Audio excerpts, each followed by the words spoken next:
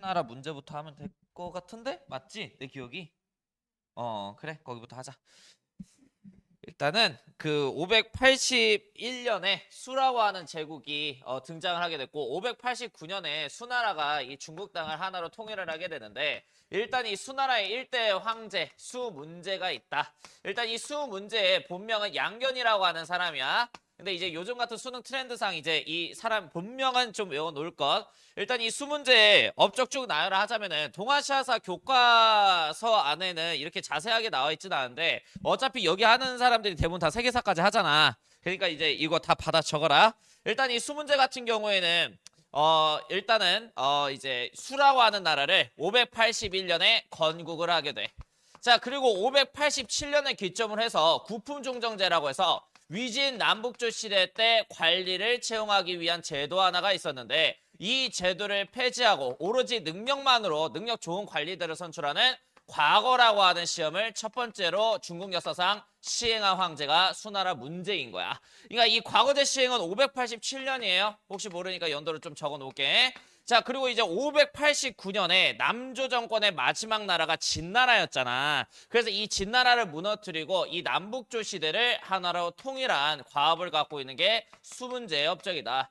이 밖에도 수나라 문제 같은 경우에는 강남 지역에서 대부분 위진남북조 시대 때 강남 지역으로 한인들이 남하하게 되면서 한인들이 갖고 있는 농업 기술력 갖다가 강남 지역이 개발되기 시작한단 말이야. 그럼 중국에서 대부분의 쌀 생산은 다 어디서 나와?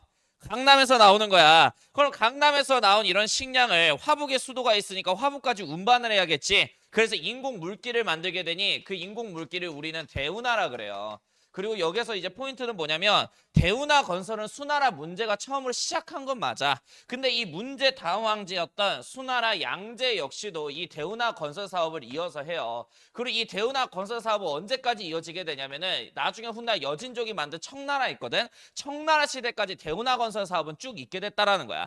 그러니까 이제 평가원들이 이거 갖다가 낚시를 할 수 있겠지. 이 대운하 건설 사업에 관련된 사료를 딱 주어줘. 근데 이게 명나라 시대일 수도 있고 청나라 시대일 수도 있다라는 거야. 알겠지? 시작은 수나라 문제가 첫 번째로 시작을 했다라는 거.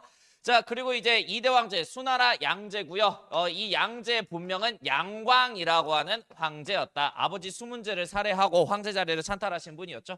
수양제 역시 뭘 건설한다? 대운하를 건설한다. 근데 이제 수나라 양제가 대운하를 건설하고자 하는 목적이 뭐였냐면은 고구려 정벌이 이 사람은 이제 주된 목적이었던 거야. 그래서 요동 지역과 수도를 잇는 대운하를 건설을 했다라는 점. 그리고 수나라 양제는 고구려에게 조공 채봉 관계를 요구를 하게 되는데 이것도 또 상세히 좀 적어야겠다. 고구려에게 무슨 관계 요구했다? 조공 채봉 관계를 요구했다. 그럼 이걸 요구했다는 걸 다른 말로 무슨 관계를 요구한 거야? 그렇지. 4대 군신 관계를 요구한 거라고. 자, 그럼 여태 고구려 황제의 이름 정도는 알아놓으셔야 될 것 같아요. 바뀐 수능 동아시아사 트렌드상 한국사 내용이 조금 자세하게 나오거든. 여태 7세기 초반에 영양왕이라고 하는 왕이 있었어. 이 영양왕에게 조공 채봉 관계를 수나라 양제가 요구하는 서신을 보냈는데 이 고구려의 황제였던 영양왕은 이를 거절하게 된 거지. 그래서 여태 영양왕이 조공채봉관계 요구를 다시 거절하게 되자 여태 고구려의 침공전쟁이 있었다라는 거. 그래서 고구려하고 이제 전쟁을 무리하게 세 차례 전개를 하다가 결국 국력 약화로 인해서 수나라는 분열을 맞이하게 됐고 이 분열된 중국 땅을 재통일한 게 당나라다라는 거. 자, 그리고 당나라의 1대 황제가 누구냐면 당나라 고조 이연이라고 하는 사람이야. 근데 이 이연도 되게 훌륭하신 분이긴 하지만 이연의 둘째 아들 이세민이라고 있어요. 그래서 이 이세민의 힘 덕분에 황제 자리에 오른 사람이거든. 그래서 당고조 이연의 황제 자리를 그대로 나중에 훗날 선임받은 이세민이가 2대 당나라 황제 자리에 오르니 당나라 전기 때 전성기 이끈 당태종 이세민이 이렇게 해서 즉위를 하게 되었다. 당태종 이세민의 업적은 뭐냐면 수나라 문제가 나랏일을 원활히 처리하기 위해서 기존의 남북조 시대에 있었던 율령제도를 체계화시켜서 율령격식 제도를 이때 정비를 하게 되거든. 나라를 다스릴 수 있는 이 율령격식 통치체제를 그대로 타습하여 당나라를 운영할 수 있는 시스템으로 만들어놨다라는 업적이 일단 당태종 이세민의 첫 번째 업적이에요. 그럼 여기에서 이야기하는 율령격식이 뭐냐? 이 율이라고 하는 거는 죄인들 처벌하는 법을 무슨 법이라 그러지 우리가? 죄인들 처벌하는 법. 형법이래. 그 다음 이제 령은 뭐냐면은 나라를 다스리는 법, 행정법이야. 행정법. 그래서 중앙행정체제는 어떻게 운영하고 관료는 어떻게 뽑고 이런 것들이 적혀져 있는 게 행정법이죠. 자, 그 다음에 이제 격 같은 경우에는 법이 사람이 만든 거다 보니까 완벽하지 않아. 완벽하지 않아. 그럼 훗날 법도 추가가 돼야 되고 보완도 돼야겠네. 추가 보완법을 격이라고 부르는 거야. 자, 그리고 이제 식은 뭐냐면은 시행세칙을 말하는 거야. 이 법이 역사적으로 어떻게 적용되는지 이거를 속된 말로 판례라 그러거든. 그래서 이 판례를 시행세칙이라 그래. 그래서 이 율령격식 제도가 이건데 이거를 그대로 당나라의 행정체제로 그대로 답습해왔다. 그래서 이제 수나라 문제 때 만든 율령격식과 당나라에서 사용하는 율령격식은 똑같다고 보시면 되는 거야.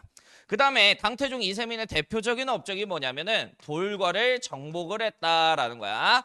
자, 돌궐의 부족장을 뭐라고 통칭하냐면 가한이라고 부르는데 이 돌궐 부족장을 정복하고 나서 돌궐 부족장들에게 무슨 칭호를 올려받게 되냐면 천가한이라고 하는 칭호를 올려받게 됐다라는 거야. 자, 가한은 돌궐 용어로 부족장이라는 걸 의미해. 그러니까 하늘 아래 모든 부족을 다스리는 최고 부족장이라는 의미의 칭호를 당나라 황제 태종 이세민이 받게 됐다라는 거야.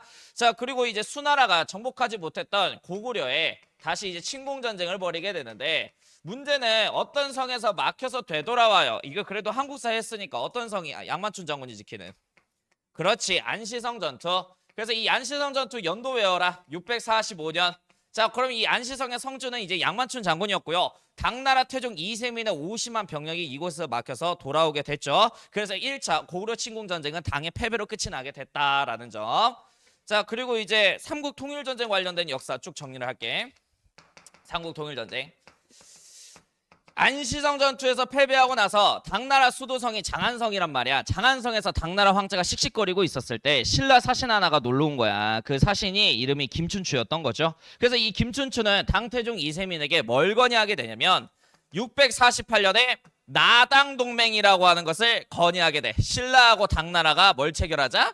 동맹을 체결하자라는 거야. 김춘추의 말에 따르자면은 당태종 이세민한테 이렇게 얘기를 한 거야. 자, 고구려는 예로부터 중국 국가의 여러 침략을 받아가지고 중국의 침략이 자주 이루어지는 북쪽 경계는 엄청 삼엄하게 한다라는 거야. 근데 상대적으로 약소국이 있는 남방에 백제하고 신라가 있는 남방의 경계는 소홀히 하는 습성을 갖고 있으니 백제부터 나당 연합군이 공격해서 백제를 무너뜨린 뒤 여기를 전초기지 삼아서 고구려의 약한 남단을 치면 고구려까지 능히 무너뜨릴 수 있다라는 얘기를 하게 되는 거야.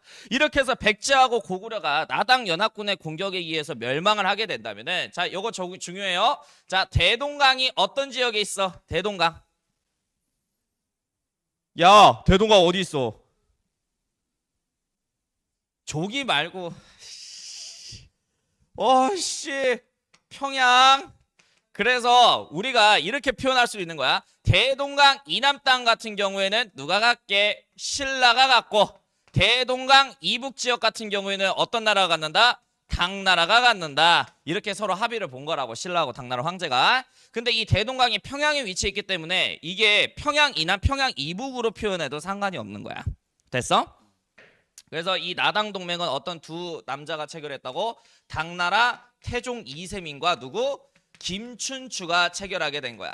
요때 신라 왕은 누구였냐면은 혹시 진덕여 왕이라고 아시나요? 선덕여 왕 다음에. 그래서 진덕여 왕 때 이제 나당 동맹이 체결이 됐다라는 점. 한국사 조금 자세하게 할게.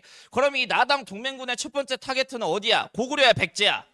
백제지. 그래서 이제 백제를 공격하려고 하게 되는데, 자, 여기서 중요한 거는 백제 공격하기 전에 당나라 태종 이세민이 사망을 해. 그래서 당태종 이세민의 그 아들이 왕의 자리에 오르게 되는데 그게 3대 왕제 당나라 고종이야. 그러면 660년에 있었던 백제 정벌전쟁 같은 경우에는 당태종 이세민의 업적이 아니라 누구의 업적이야? 당나라 고종의 업적인 거야. 이거 구분 잘해라. 그래서 당 고종이 요때 신라 왕이 누구냐면 무열왕이에요. 무열왕이 누구게? 그래, 김춘추가 이제 왕 된 거지. 최초의 진골 출신의 왕. 무열왕이 김춘추야. 그래서 무열왕한테 뭐라 그러냐면 백제 수도성이 이때 당시에 사비성이다. 어디라고? 그렇지, 사비성. 사비성이 지금 현재 어디냐면 충청남도 부여군이야. 그래서 당나라의 군부대가 사비성 앞에 도착해 있기 전까지 신라의 병력이 먼저 사비성 앞에 도착해 있으라라는 말을 남겨요. 그럼 이 말을 직역을 하자라면 당나라는 백제를 멸망시키는데 일절 군사희생을 하기 싫다라는 말을 한 거야. 신라 병력만으로 백제 대부분의 성들을 다 부시고 사비성 앞에 도착해 있으면 당나라하고 연합 공격해서 백제 수도성을 같이 연합해서 무너뜨리자라는 거지. 그러니까 이제 니네들이 리스크는 감당하고 공은 나눠 먹자라고 하는 양아치 같은 제안인데 신라가 힘이 없잖아. 당나라에 비해서. 힘 없는 국가가 힘 강한 국가 말 따라야지. 그래서 신라의 무열왕은 영혼까지 긁어 모아요. 이때 당시 신라의 영토가 그렇게 넓지 않은데 5만이나 되는 이제 정예병 부대를 다 모은 거야. 그래서 이때 신라가 이제 잘못됐으면 멸망했다고 한국사 시간에 알려줬을 거야. 그래서 국가 간의 총력전이 이제 7세기 시작되게 된 거고 5만의 대군을 누구에게 줬냐면 아실 거예요. 김유신이라고. 자, 그리고 이 김유신의 5만의 병력이 백제 수도성인 사비성을 향해서 오게 되는데 사비는 여기가 평야지대야. 그럼 막을 수 있는 지형적인 조건이 있어 없어? 없네. 그래서 이 부여 들어가기 전에 논산이라고 하는 곳이 있는데 거기가 조금 산이 있죠. 그래서 이 논산을 옛날에는 뭐라고 불렀냐면은 황산벌이라고 불렀던 거야. 지금 현재 충청남도 논산이야. 옛날에는 지명이 황산벌이었고, 그러니 이 부여 사비성을 지키기 위해서는 무조건 여기 황산벌을 막아내야 되는 거죠. 그래서 이 황산벌 전투가 이때 660년에 동일한 해에 있게 됐다라는 거. 자, 그러면은 김유신이 5만이나 되는 대군을 끌고 온다고. 그래서 이제 백제의 마지막 황제가 의자왕이죠. 아시죠? 그래서 이 의자왕이 안녕 다급하게 귀족 회의를 해요. 정사함 회의를. 근데 귀족하고 왕족하고 5세기부터 백제가 사이가 안 좋아. 그러다 보니까 의장이 막 애걸복걸하면서 군사 내주라고 그러는데 백제 귀족들은 뭐라 그래? 왕족의 안위를 위해서 자기들은 병사 한 명도 내줄 생각이 없대요. 이렇게 해서 의자왕이 겨우 귀족들한테 애걸복걸해서 모은 게 몇천? 5천. 그러니까 5천밖에 안 되는 이 정예병 부대 갖다가 10배가 넘는 김유신의 신라 대군을 상대해야 되는 상황이잖아. 그래서 의자왕 밑에 있었던 명장이 있었죠. 계백 장군이라고. 그래서 이 계백에게 5천을 줬을 때도 의자왕이 굉장히 미안해하면서 줬다 그래요. 내가 왕인데 능력이 이것밖에 안 돼서 미안하구나. 근데 소수의 병력이긴 하거나 이 김유신의 5만 대군을 상대로 잘 싸워 죽어라 하면서 이제 5천을 넘긴 거야. 그래서 이제 계백이 출병 직전에 이 5천 대군 앞에 5천 그 병력 앞에 딱 쓰게 되는데 얘네들 표정 자체가 이미 우리 뒤졌네 이런 표정이었던 거야. 10배나 넘는 신라 김유신의 군부대를 상대로 어떻게 이런 표정이었던 거지. 그래서 얘네들 그냥 전쟁터에 끌고 가면은 분명 백전백패할 게 분명하니까 계백이 뭔가 특단의 조치가 필요하다겠다고 이렇게 생각이 들었던 거죠. 그래서 계백은 자기 집에 가는데 자기 그 아내하고 이제 아들들이 무릎 꿇고 있었다 그러죠. 그래서 이제 아내가 이렇게 얘기하잖아. 계백 장군한테 저희 목을 베고 가십시오. 그래서 가족들 일가족을 살해하고 5천의 병사들 앞에 서서 일가족을 살해한 그 피가 묻어져 있는 칼을 5천의 병사들 앞에서 딱 보여주면서 이렇게 얘기를 해. 나는 지금 집에 들어가서 내 일가족들을 전부 살해하고 왔다. 나는 돌아갈 곳이 없어. 전쟁터에서 싸우다가 죽을 것이니 나의 뜻에 동참하고자 하는 백제 병사들만 따라라 라고 얘기를 하니까 5천의 병사가 다 따라가자 이렇게 해가지고 따라갔다 그래요. 이렇게 해서 이제 이 계백의 5천의 군부대하고 김유신의 5만의 대군이 황산벌에서 전투를 벌이는데 이때 계백이 4번 싸워서 4번 다 이겨버린 거야. 그러니까 이제 김유신 신라 병사들이 저 미친놈들은 뭘까 하면서 이쪽에서 사기가 떨어져 버린 거지. 그러니까 김유신 입장에서도 자기 병력의 사기를 증가시키기 위해서 뭔가 특단의 조치가 필요하다고 생각한 거지. 그래서 김유신 머릿속에서 나온 게 어린 청소년의 희생, 즉 화랑 관창의 희생이었죠. 그래서 화랑 관창을 불러다가 나가서 죽어오라 이렇게 얘기를 하니까 청소년이어도 군인이긴 하잖아, 그지? 그래서 이제 상명 하복 정신이라 그래. 그래서 이제 받들겠습니다 이렇게 해서 이제 화랑 관창에 나가서 일부러 계백의 군사들한테 잡혀 들어와요. 그러니까 이제 계백이 딱 보니까 옛날에 그 화랑 애들이 다 니네 나이 때 애들이라 그랬잖아. 근데 니네 나이 때 애들을 보통 신라는 선봉장 세워요. 애들이 선봉 이제 딱 나왔고 열심히 싸우고 있는데 어른들을 쫄아서 뒤에 있을 수는 없잖아. 그런 걸 놀리는 거거든, 심리 상태적으로. 그래서 딱 잡았는데 포로 중에 화장 이쁘게 곱상하게 한 병사 하나가 무릎 꿇고 있는 거야. 그러니까 화랑 애들이 어리다 보니까 니네 나이 때다 보니까 안 무서워. 그래서 선봉장이라 그랬지 무섭게 하려고 아이라인을 여기 관자놀이까지 그리고 이제 쥐 잡아 먹듯이 이제 시뻘겋게 입을 칠하거든. 그러니까 화장 이쁘게 한 이제 남자애가 딱 무릎 꿇고 있는 거야. 그래서 물어봐 계백이 너 몇 살이냐 이러니까 올해 18입니다. 그러니까 너 여기 어린데 왜 여기서 뒤질라고 앉아 있어? 그래갖고 이제 얘를 일부러 풀어준단 말이야. 근데 이제 이 계백한테 계백한테 죽으러 온 거잖아, 관창이. 그래서 일부러 다시 한번 또 잡혀온 거지. 그래서 그때 두 번째 잡힐 때는 계백한테 공손히 부탁을 했다 그래요. 저의 그 소망은 여기서 죽는 것입니다. 저를 죽여주십시오. 이렇게 얘기를 했다 그래. 그래서 이제 계백이 이제 또 그때 살려준단 말이야. 어린 놈의 새끼가 뒤질 생각부터 하네. 이게 다시 살려줄 테니까 다시 잡혀온 너 진짜 뒤질 줄 알아 하면서 이렇게 딱 풀어줬는데 다시 또 잡혀 들어온 거야, 일부러. 그래서 이제 계백은 세 번째 잡혀 들어온 이제 관창의 목을 베고 백제 진영에 딱 걸어놓고 목 잘린 관창의 시신을 말에 태워 신라 진영에 보냈다 그래요. 근데 이제 옆에 계백 장군을 따라다녔던 이제 10년 동안 따라다녔던 장수 하나가 있는데 그 장수한테 계백이 이런 얘기를 했다 그래. 관창의 목 잘린 그 시신을 말에 태워 보냈을 때 우리가 이 전투에서 아마 질 것 같구나라는 말을 했다 그래. 그러니까 이제 10년 동안 계백 장군 따라다녔던 장수가 장군답지 않게 왜 그런 말씀을 하십니까? 라고 얘기를 하니까 계백이 이렇게 얘기해. 우리나라는 풍전등화의 상태에 놓여져 있음에도 불구하고 귀족들은 자기만의 안위를 위해서 병사 한 명을 내주지 않는데 저 나라는 어린 애들까지 나라를 위해서 목숨 바쳐 저렇게 싸우는구나. 우리가 같은 보잘것없는 나라가 저렇게 대단한 나라를 상대로 어떻게 이기겠느냐 이렇게 해. 그래서 이제 관창에 목 잘린 시신을 받았던 신라 병사들이 애가 죽었다 하면서 애가 갑자기 이제 초사연이 된 거야. 그래서 한 번의 전투로 밀어버렸대. 이렇게 해서 황산벌 전투에서 신라의 김유신의 병력이 승리를 하게 됐고 사비성 앞에 도착하게 된 거죠. 이렇게 해서 나당 연합군의 연합 공격에 따라서 백제의 수도성인 사비성이 함락됨에 따라 660년에 백제는 역사가 마무리가 되게 됐다라는 거야. 항상 어떤 나라가 멸망하면은 그 나라를 다시 세우고자 무슨 운동이 전개되게 돼? 부흥운동이 전개되게 되는데 나 깜짝 놀랐어. 올해 수능에서 이게 나왔어. 부흥운동. 이게 동아시아사 교과서에서는 이렇게 자세히 안 다뤄요. 근데 갑자기 이게 나왔어. 부흥운동이. 자, 일단 부흥운동 좀 설명을 해주자면 이거는 이제 백제 부흥운동을 얘기하는 거야. 자, 백제 부흥운동은 크게 두 지역에서 전개됐다고 생각을 하면 돼. 일단은 첫 번째가 임존성이라고 하는 성이 있어. 임존성. 자, 이거 다 이름 외워놓으셔야 돼. 자, 임존성에서 부흥운동을 했던 사람이 흑치상지라고 하는 사람이야. 흑치상지. 이 흑치상지는 임존성을 중심으로 백제를 부흥운동하기 위해서 당나라에게 빼앗겼던 백제계 50여 개의 성을 탈환하면 그 당나라를 상대로 큰 공세를 벌였던 장소예요. 그리고 이제 남단에 이게 지금 충청남도 예산의 임존성이고 남단의 충청남도 서산에 주류성이라고 하는 성이 있어. 여기에서 부흥운동하신 분이 백제 장수인 복신과 승려 도침 그 다음에 의자왕의 아들 왕자 풍이었던 거야. 자, 근데 백제 왕족 성씨가 내가 뭐라고 가르쳤냐 저번 시간에. 그렇지. 그럼 이름이 뭐야? 부여풍인 거야. 알겠지? 사료에서는 부여풍이라고 나올 거야. 그냥 풍 이렇게 나온 게 아니라. 자, 아무튼 요 세 명이서 주류성에서 부흥운동을 한 거야. 복신, 도침, 풍이에요.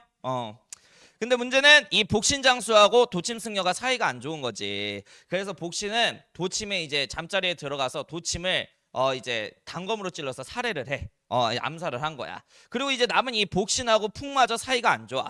일단은 왕자 부여 풍 같은 경우에는 이렇게 생각을 해. 백제 왕족은 항상 어떤 나라랑 친하지? 니폰이랑 친한 거야, 이 양반아.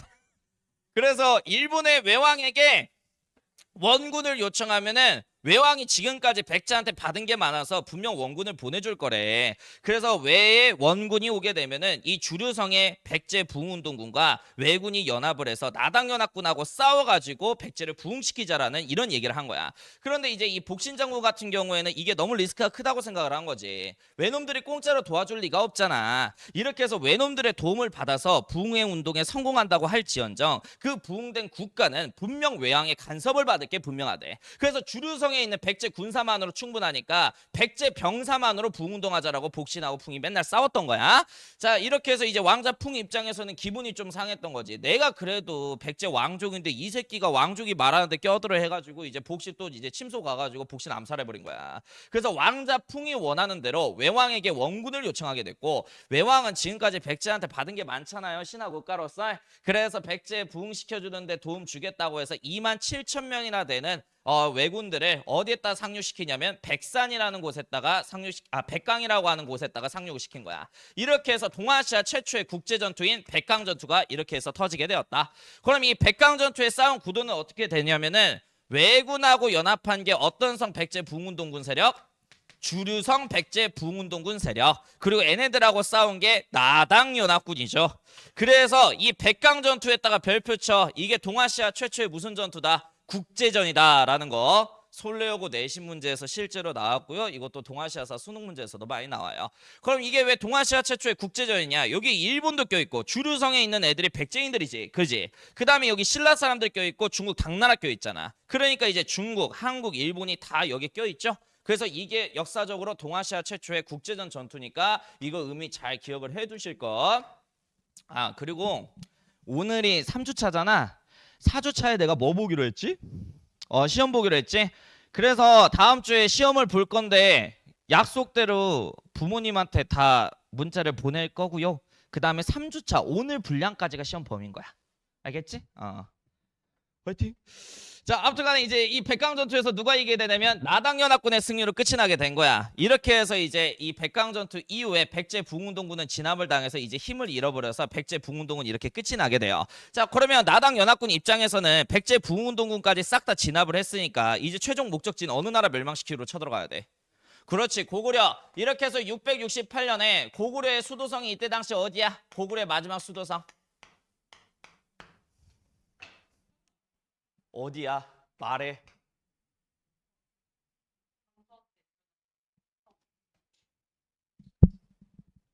평양성이죠? 나 모르는 줄 알았다. 깜짝 놀랐다. 평양성이죠? 그래. 평양도 맞지. 그래서 이제 이 평양성이 어떻게 된 거야, 이때? 함락이 된 거죠. 이렇게 해서 고구려도 역사 속으로 사라지게 되었다라는 거. 또 혹시 모르니까 고구려 붕운동 관련해서 좀 얘기를 해줄게. 이거 역시 동아시아사 교과서에는 없는데 자꾸 이런 거 관련해가지고 문제가 나와가지고 혹시 모르니까 사료 해석 위해서. 이거는 사료 해석 위해서 가르치는 거지 메인 내용은 아니야. 일단은 고구려 붕운동은 어디서 전개가 되게 되냐면 고구려의 첫 번째 발원지가 어디야? 첫 번째 수도가. 고주몽 씨가 도읍 잡은 졸본성이지. 이 졸본이 랴오닝 즉 요동 지방에 위치해 있단 말이야. 이 요동에 오골성이라고 하는 성이 있다. 이 오골성에서 붕운동한 사람이 있는데 고구려 장수 고현무라고 하는 사람이 있어. 이 고현무가 오골성에서 붕운동을 한 거고. 자, 그다음에 황해도 재령에 한성이라고 하는 곳이 있어. 황해도 재령의 한성. 황해도면은 북한이에요, 남한이에요? 지금 따지자면 황해도니까. 북한인 거야. 그래서 한성이라고 하는 곳이 있는데, 자, 이 한성은 서울에 있는 한성이 아니라 황해도 재령의 한성이야. 이름은 같으나 다른 성이라고 생각하시면 돼. 여기서 붕운동 전개했던 게 건모잠이라고 하는 고구려 장수와 그 다음에 보자왕의 아들이었던 안승왕자가 여기서 붕운동을 전개하고 있다고 보시면 될 것 같아. 자, 근데 이 건모잠은 안승왕자를 끌어들여서 많은 유민들이 한성에 다 집결이 되게 된 거거든. 그럼 안승왕자의 어떻게 보면은 영향력이 엄청 센 거잖아. 근데 안승을 잘 대접해주지 않았다 그래. 그래서 안승이 화가 나가지고 건모잠 침소에 들어가서 건모잠을 암살을 하고 한성에 있는 고구려 유민들이 이끌고 신라 문무왕에게 망명을 해요. 그리고 이 문무왕은 나당 전쟁을 이때 당시에 계획하고 있었거든. 이유가 뭐냐면은 당나라가 원래 약조된 게 뭐야? 백제하고 고구려 멸망하게 되면은 어떤 지역 이남 땅 다 신라한테 주기로 약속했어.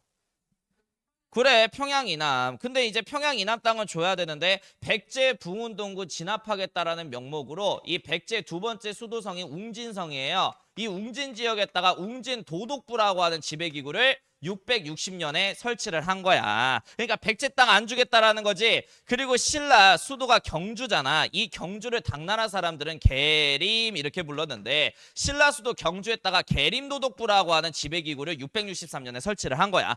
그리고 신라의 황제였던 문무왕을 계림도독으로 임명하여 문무왕 입장에서는 얼탱이가 털리는 순간이지. 내가 한나라의 황제였는데 갑자기 당나라의 계림 지역의 지방관으로 임명된 거야. 그러니까 이제 신라 땅까지 먹으려는 야욕도 보이고 고구려 멸망 직후인 668년에 고구려의 수도성인 평양성에다가 안동도부라고 하는 지배기구를 설치해서 한반도 전역을 다 다스리고자 하는 야욕을 보이고 있었던 거야. 그때 마침 안승왕자가 고구려 유민들을 이끌고 문무왕한테 망명을 한 거죠. 그래서 나당 전쟁을 준비하기 위해서 고구려 유민들하고 백제 유민들을 지원해 주기로 해요. 만약에 이제 문무왕한테 얘네들이 이제 지원을 받았는데 나당 전쟁이 터졌어. 그럼 고구려 유민들하고 백제 유민들은 신라한테 지원받았으니까 당나라 편에 쓰겠니? 신라 편에 쓰겠니? 당연히 신라 편에 쓰겠지. 이런 걸 계획하고 안승왕자를 지원을 해준 거야. 그래서 안승왕자한테 뭐라 그러냐면은 전라북도 익산을 이때 당시에 금마저라고 불렀는데 전북 익산 즉 금마저 땅에 가래. 이렇게 해서 이 금마저에서 신라 문무왕의 지원을 받아 안승이 여기에다가 새롭게 나라를 건국하게 되니 이 나라 이름이 보덕국이라고 하는 나라야. 그래서 여기다 보덕국이라고 하는 부흥국가 하나 만들어가지고 부흥운동을 해요. 신라 문무왕의 지원에 따라. 이렇게 해서 백제 유민들과 고구려 부흥운동 유민들의 헌심을 샀던 신라 문무왕은 이제 때가 됐다라고 생각해서 670년에 무슨 전쟁을 일으켜? 나당 전쟁을 일으키게 된 거야. 이렇게 해서 신라하고 당나라가 한반도 땅을 놓고 싸우기 시작을 한 거죠. 7년 동안. 자, 그럼 이 나당 전쟁의 대표적인 전투 딱 두 개만 외우면 돼. 일단 675년에 매소성 전투라는 게 발생을 해. 매소성 전투. 부대찌개로 유명한 곳이 어디요? 우리나라에서. 어? 그래, 의정부라고. 그러니까 의정부에 있어, 이 매소성이. 그러니까 이제 의정부라고 하면은 38도선 인근이지, 위치는 한 요쯤이라고 생각하면 되겠다. 여기에서 당나라 장수 이근행이라고 하는 장수가 있었는데, 이 당장수 이근행을 중심으로 한 당나라 군부대 20만 명이 여기에 주둔하고 있었던 거야. 이렇게 해서 이제 삼국연합군은 신라만 싸운 게 아니라 신라가 누구를 지원해줬다고? 고구려하고 백제 부흥운동 세력도 지원해줬다고. 이렇게 해서 고구려, 백제, 신라 이렇게 해서 삼국연합군이 우리나라 역사상 최초로 구성된 순간이었고요. 삼국연합군은 당나라 장수 이근행이 20만 대군을 이끌고 거느리고 있었던 매소성을 선제공격해서 약속된 땅이었던 평양 이북으로 당군을 몰아낸 전투가 매소성 전투인 거야. 자, 갑자기 큰 패배를 경험하게 된 당나라 황제는 이 신라가 당나라를 공격하는 걸 막기 위해서 전라북도 군산에 항구가 하나 있는데 그 항구 이름이 기벌포야. 여기에다가 서린기라고 하는 장수를 동원시켜서 당군을 상륙하고자 노력을 했었는데, 이 기벌포 항구 도시에서 삼국연합군과 당나라 군부대가 작고 큰 전투 30에서 40여 차례 전투를 했대요. 이렇게 해서 신라 병력이 당의 상륙작전을 기벌포 해전을 통해서 막아낸과 동시에 당나라는 이 신라를 포기하게 됐고, 이렇게 해서 676년에 당이라는 외세 세력을 완벽히 축출해서 신라를 중심으로 한 우리나라 역사상 최초의 삼국통일의 과업이 이때 달성이 되게 됐다라는 거야. 자, 근데 동아시아사 교과서 안에서 또 중요하게 다루는 내용이 있는데, 여태 신라가 힘이 세갖고 당나라를 상대로 이길 수 있었던 거냐? 그건 아니죠. 이 신라가 운이 좋아서 그래. 당시 이제 토번이라고 하는 유목민족이 있는데, 이 토번의 송첸칸포왕이 당나라한테 매번 조공을 보내고 있었는데, 그 조공 물품 자체가 보냈는데 답례 품목이 자기가 원하는 정도의 수량이 아니었던 거야. 그래서 여태 토번의 송첸칸포왕이 당나라의 비단길을 선제 공격해서 당나라를 이제 위협을 하게 되니까, 당나라 입장에서는 뭐 별것도 아닌 신라한테 신경을 쓰는 게 나아, 아니면은 신라의 주둔대 당군을 빼서 자기 나라 명령화시킬 수 있는 국력을 갖고 있는 토번 민족 막아내는 게 더 나아. 그래, 얘네 막아내야지. 그래서 이 과정 안에서 토번의 어떤 왕이? 송첸 칸포라고 하는 이 임금이 갑자기 당나라를 침략을 해서 토번을 막아내느라 당군을 철수시켜 우리나라가 이 나당 전쟁에서 승리를 거머쥘 수 있었다라는 거. 그리고 이쪽은 전쟁사니까 순서 외워야겠죠? 자, 그리고 이제 나당 전쟁 끝나고 나서 동아시아의 상황을 보자면은, 자, 우리나라 한반도가 이렇게 생겼다고 한다면, 고구려 후손들이 여기 이제 위치에 있다가 거란 민족의 반란과 동시에 이쪽 지역이 혼란스럽게 되니, 고구려의 후손이었던 대조영이라고 하는 사람이 말갈인과 함께 동무산에서 나라 하나를 만들게 돼. 그 나라가 무슨 나라야? 발해라고 하는 나라고, 그리고 남쪽에는 이 삼국시대를 통일한 통일신라라고 하는 나라가 이렇게 공존을 하게 됐죠. 그래서 19세기 조선의 후기 실학자였던 유득공이라고 하는 사람이 발해고라고 하는 책을 저술을 하게 되는데, 발해고에서 최초로 이 시대를 뭐라고 표현해? 남쪽에도 우리 왕조가 있고 북쪽에도 우리 왕조가 있으니 이 시대를 뭐라 그런다? 남북국 시대라 그런다. 그리고 이제 왜 그래? 아무튼 맞아. 그리고 이제 중국에는 이 당이라고 하는 나라가 각 나라하고 조공 채권 관계 질서를 통해서 당나라를 중심으로 한 국제 질서를 다 확보하는 데 성공을 하게 된 거야. 당나라가 이제 나당 전쟁 이후에 안정화되기 시작했다라는 거죠. 동아시아의 패자 국가로. 자, 그리고 나서 이제 일본 역사가 쌉 중요해.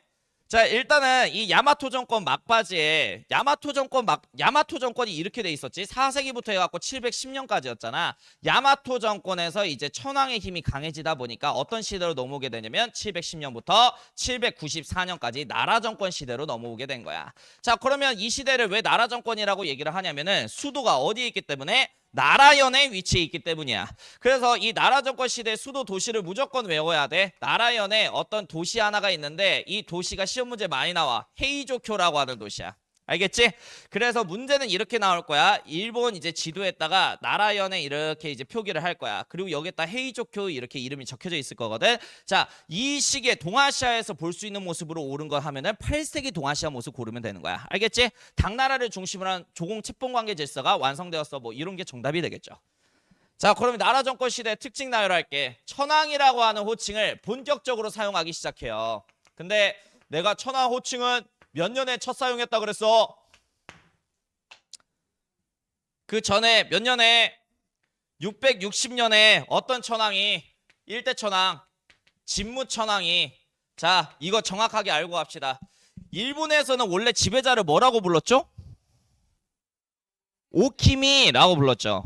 야마토 정권 시대는 오키미라고 부르다가 660년에 1대 천황인 진무 천황 때부터 지배자 명칭을 뭐로 바꾼 거야? 오키미에서 천황으로 이름을 변경을 한 거라고. 그럼 이 천황은 어떤 신의 후손이야? 일본의 시조신인 누구야?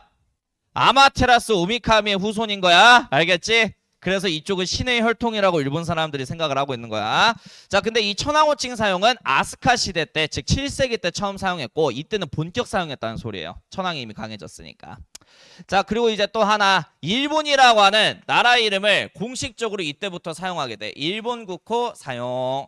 자, 일본이라고 하는 나라 이름을 언제부터 사용했는지는 역사학자들끼리 논쟁이 급분이 많은데 8세기부터라고 생각하시면 될 것 같아. 알겠지? 그럼 8세기면 어떤 정권 시대야? 나라 시대인 거예요.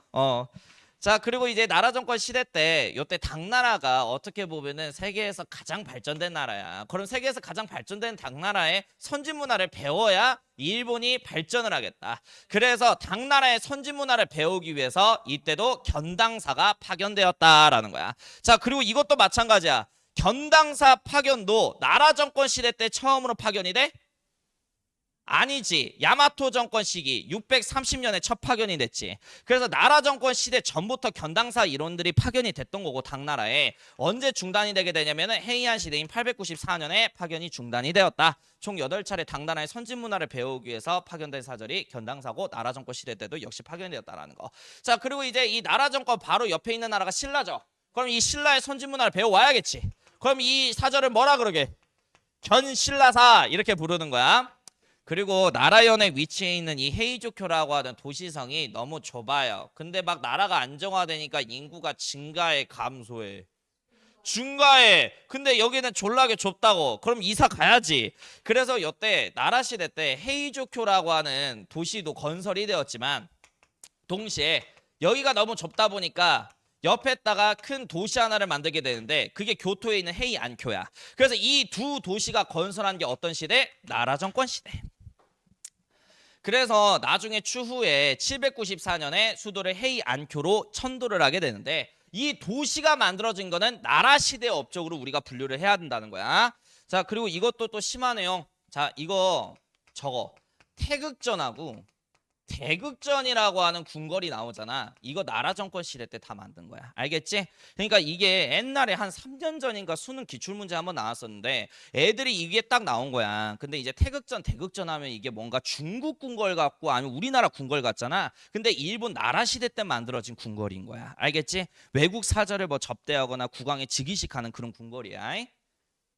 예. 그 다음에 이제 나라 정권 시대 다음이 794년부터 1185년까지 헤이안 시대예요. 헤이안 시대.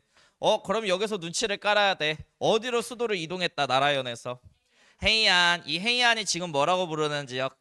교토. 그렇지. 그럼 이 헤이안 시대 때 또 수도 도시 또 외워야겠다. 여기가 나라 시대 때 만든 헤이안쿄다. 자, 그리고 여기서 중요한 거는 나라 정권 시대 같은 경우에는 중앙에 있는 천황의 힘이 세요? 아니면 지방에 있는 호족의 힘이 세요? 중앙에 있는 천황의 힘이 엄청 센 거야. 나라 정권 시대는. 근데 헤이안 시대 때 오게 되면서 중앙에 있는 천황의 힘은 감소를 하게 돼. 이러다 보니까 중앙보다 어디가 더 힘이 있어? 지방에 있는 호족들의 힘이 더 세졌던 시대인 거야. 알겠지? 그래서 이때 호족들이 성장했다는 말이 이 말인 거야. 그럼 이 호족들의 성장에 대한 위협으로 천황은 지금 목숨 많이 위협받고 있었겠다. 자, 그리고 또 하나 더. 894년에 어떤 사절이 파견이 중단된다? 경당사가 중단이 된다. 이유가 뭐냐면은 894년 들어가게 되면 당나라도 역시 마찬가지로 중국 역사상 항상 겪고 있는 문제인데 어린 황제가 등장을 한 거야. 그럼 어린 황제가 등장하면 어떤 두 집단의 세력이 힘이 세진다 그랬어. 그렇지. 외가 친척하고 이제 넷이 환관들이지. 그러니까 요때도 당나라 말기에 환관들의 전행 정치가 계속된 거지. 그래서 당나라에서 밀란도 많이 터지고 당나라가 멸망 직전인 거지. 그래서 일본 애들 봤을 때는 저 어차피 무너지고 있는 당나라한테 더 이상 배울 게 없겠다 해서 요때 경당사 파견을 중단을 한 거야. 자, 그러면 이 경당사 파견을 중단을 했다는 것은 외래 선진 문화를 드리겠다 안 드리겠다 일본 측은 이제 앞으로. 안 드리겠다. 자국의 문화로만 발전하겠다라는 선택을 한 거잖아. 이렇게 해서 일본에서 남아있는 자국의 문화로만 발전하겠다라는 게 10세기 유행했던 국풍문화라고 하는 거야. 이렇게 해서 견당사 중단의 영향에 따라서 국풍문화가 유행하게 되었다. 그럼 이 국풍문화 중에 대표적인 게 뭐냐면은 한자의 영향을 받아서 일본 애들이 만든 글자가 있거든. 그 글자 이름이 가나예요. 가나가 두 종류지. 뭐 있어? 히라가나. 그 다음에 한자를 표현하는 그렇지. 카타카나. 그렇지. 카타카나. 오케이. 그 다음에 이 히라가나하고 카타카나 같은 이 가나라고 하는 글자 갖다가 정형시를 짓는 문화가 있거든. 그거를 와카라고 얘기를 하는 거야. 와카. 그 다음에 이제 하이쿠라고 하는 게 있어요. 정형시가 뭐야? 정형시가. 그렇지. 형식을 정해놓고 그 안에 가사를 입히는 걸 정형시라고 얘기를 하죠. 그래서 와카 같은 경우에는 일행이 이제 첫 줄을 말하는 거잖아. 5음절로 채워야 되고 그 다음에 이행을 7음절로 채워야 되는 거야. 여기까지 하면 와카야. 알겠지? 근데 여기에다가 삼행을 추가시켜서 삼행에 5음까지 추가시키면 이거를 하이쿠라고 얘기를 하는 거야. 됐지? 헤이한 시대 끝났어요. 네. 575야. 그럼 여기 3행까지 있으면은 하이쿠, 2행까지 있으면 와카라고 하는 거야. 와카시. 이런 거 안 배우냐? 고등학교 때? 안 배우나? 일본어 시간에? 난 몰라. 아무튼 이제 다 됐어요. 자, 일단 이제 동아시아의 주과결정 체제로 갈게. 주과결정. 자, 일단은 진나라하고 이제 한나라의 중앙행정체제는 똑같거든. 자, 황제 혼자서 나랏일을 싹 다 주관할 수가 없으니까 황제의 업무를 보좌해 줄 수 있는 재상 3명을 둔다. 삼공이라 그러죠. 그리고 이제 행정, 집행을 원활히 하기 위해서 9명의 신하를 두니 이걸 삼공구경제라고 얘기를 하는데 자, 이 구경 다 외울 필요 있어 없어? 없어. 3공만 외우면 돼. 3명의 재상. 알겠지? 우리나라의 뭐 조선의 영의정, 좌의정, 우의정 이렇게 뜻하듯이 3명의 재상이 있는 거야. 저번에 정리를 해줬지만 다시 정리하자면 승상이라고 하는 직책 있지. 이 승상은 뭐야? 황제 밑에서 행정 업무를 담당하는 지금 따지면 국무총리 직책이 승상 직책인 거야. 자, 그 다음에 관리들의 비리를 감찰하는 지금으로 따지면 검찰총장인의 어사대부라고 하는 관리 비리 감찰하는 검찰청장이 있어요. 예, 어사대부라고 하는. 그 다음에 이제 군사를 담당하는 태위라고 있어. 지금으로 따지자면은 뭐야? 국방부 장관인 거야. 이렇게 해서 3명의 재상이 있다. 그래서 요 표현이 사료에서 나오면 진나라 또는 한나라라고 생각을 하셔야 되는 거야. 됐지? 자, 그리고 고조선으로 넘어갈게. 고조선도 관료들이 있었어요. 니네들이 공부하고 있으면 얘기할 수 있어. 나 이거 얘기 안 할게. 자, 고조선 관료 뭐 있어? 상대부. 그렇지. 상대부, 잠깐만. 장군, 그렇지. 박사, 경이라고 하는 황제 밑에 여러 이제 관료들이 있었다라는 거죠. 이 관료들 갖다가 나란히 했던 거고. 그 다음에 이제 흉노의 묵툭선후 같은 경우에는, 이것도 물어봐야지. 북쪽으로는 어떤 강까지 영토를 확장해? 그 러시아 한가운데 있는. 예니세이강. 4주차 때 시험 본다. 자, 에니세이강. 그 다음에 동쪽 끝으로는 어디? 동쪽으로는 열아. 남쪽으로는 오르도스. 서쪽으로는 투르키스탄. 아무튼 대제국을 만들잖아. 근데 묵투선은 혼자서 그 대제국을 혼자서 다스리기가 힘들지. 그래서 왼쪽 땅은 어떤 직책에게 지배권을 맡긴다? 좌연왕. 그 다음에 가운데 땅은 선우가 다스리고 오른쪽 땅은 우연왕 직책을 두어서 대신 다스리도록 했죠. 중앙행정체제 끝났고요. 동아시아의 이제 지방행정 넘어갈게. 지방을 원활히 다스리기 위해서 지방행정구역을 나누게 되는데 전국시대 그리고 이 진나라 때는 어떤 체제로 다스려? 9년제로 다스려. 다시 말하지만 이 9년제는 간접통치체제예요? 직접통치체제예요? 그렇지. 자, 이것 좀 정리하자. 이 9년제를 처음으로 시작한 게 진나라의 25대 황제인 누구? 효공이라고. 그럼 이 효공이 누구의 건의에 따라 9년제를 처음으로 시행한 거야? 그렇지. 상황의 건의에 따라서 효공이 9년제를 처음 시행하게 된 거고, 여태 처음 시행했을 때 군현은 총 몇 개? 31개였다라는 점. 자, 그리고 나중에 진나라의 31대 황제가 진시 황제지. 이 진시 황제는 또 어떤 사람의 건의에 따라 정의관직에 앉아 있었던 이사의 건의에 따라서 전국 단위로 9년제를 확대 실시한 거죠. 그래서 첫 시행은 효공 때, 전국 단위 확대 실시는 시황제 때 있었다라는 거. 그리고 이제 한나라. 근데 우리 이제 한나라 이거 나눠야 돼. 한나라 1대 황제가 고조 유방이지. 근데 이 고조 유방 같은 경우에는 동성제후들의 힘이 너무 강하죠. 지방에. 그러다 보니까 지방을 다 9년제로 다스릴 수가 없어. 그래서 지방은 봉건제로, 중앙은 9년제로. 이거를 무슨 체제라 그래? 그렇지. 군국제라고 얘기를 하죠. 그런데 이제 나중에 한나라의 7대 황제인 한무제가 즉위하고 나서 이 무제는 전국을 뭐로서 다스려? 그렇지. 9년제. 그러면 여기에서 퀘스천. 자, 원래는 지방이 동성제후들의 힘이 강해서 군국제로 다스렸는데 왜 한무제 집권기 때 갑자기 전국을 다 직접 통치 체제인 9년제 체제로 변경이 됐을까요? 어떤 반란이야? 말해. 아, 잘했어. 그래서 6대 황제인 한경제 때 무슨 반란을 진압했기 때문에 한나라 중앙 황실이 5초 7국의 단을 진압을 했기 때문에 지방 동성제후들의 힘이 이때 다 작살났던 거죠. 그래서 지방의 제후들의 힘이 약화되니까 7대 황제인 한무제 때 전국 9년 지역의 지방관을 보내면서 직접 통치할 수 있게 되었다라고 하는 해피엔딩. 예. 그 다음에 이제 조공 채봉관계 질서 얘기하기 전에 있어서 주나라 봉건제부터 얘기를 할게.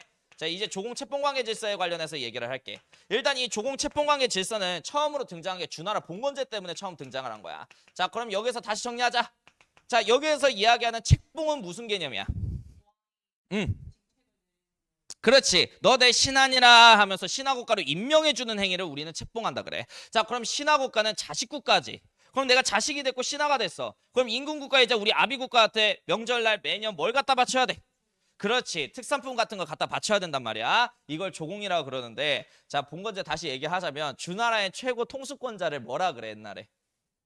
천자. 옛날에는 황제라는 표현을 쓰지 않았죠. 진시황제 때 처음 황제라는 표현 사용했지. 근데 이 천자는 주나라의 영토가 너무 넓다 보니까 혼자서 못 다스려. 그래서 둘째, 셋째, 넷째를 각 지역을 다스리기 위해서 어떤 직책에 분봉을 해요?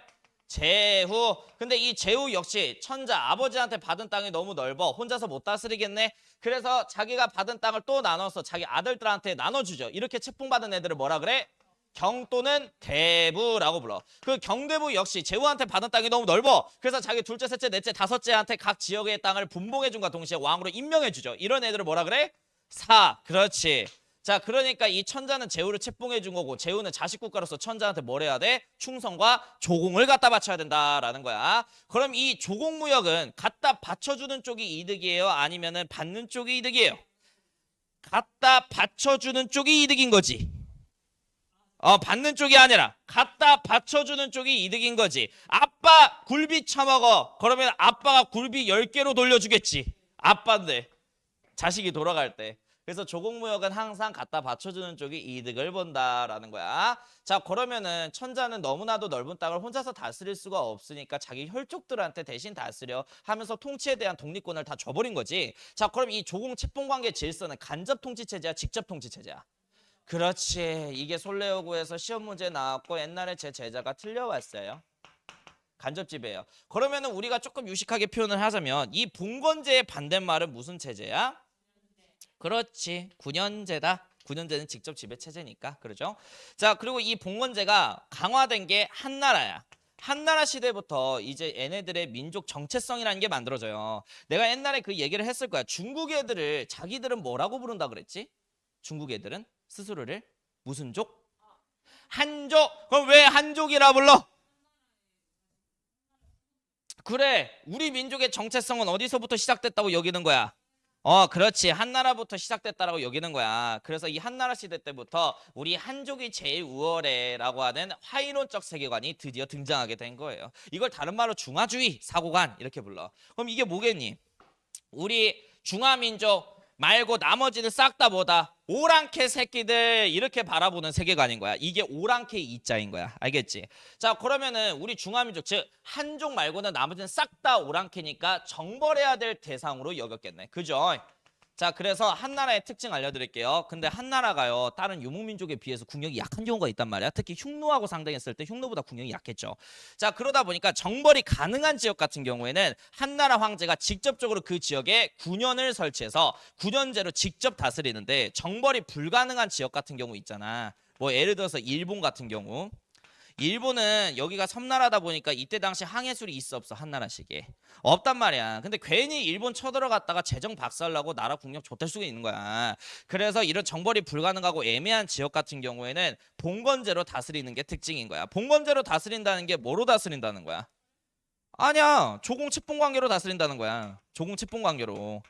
그러면은 이제 일본 왕이 뭘 당했다? 중국 황제한테 책봉을 당했다라는 거야. 그 예시를 저번에 알려드렸어. 이거 니네들이 말해. 복습해서 말할 수 있어. 1세기에 일본은 100여 개의 소국으로 난립되어 있었다 그랬지. 그 1세기 무렵에 책봉받은 황제가 있어. 누구야?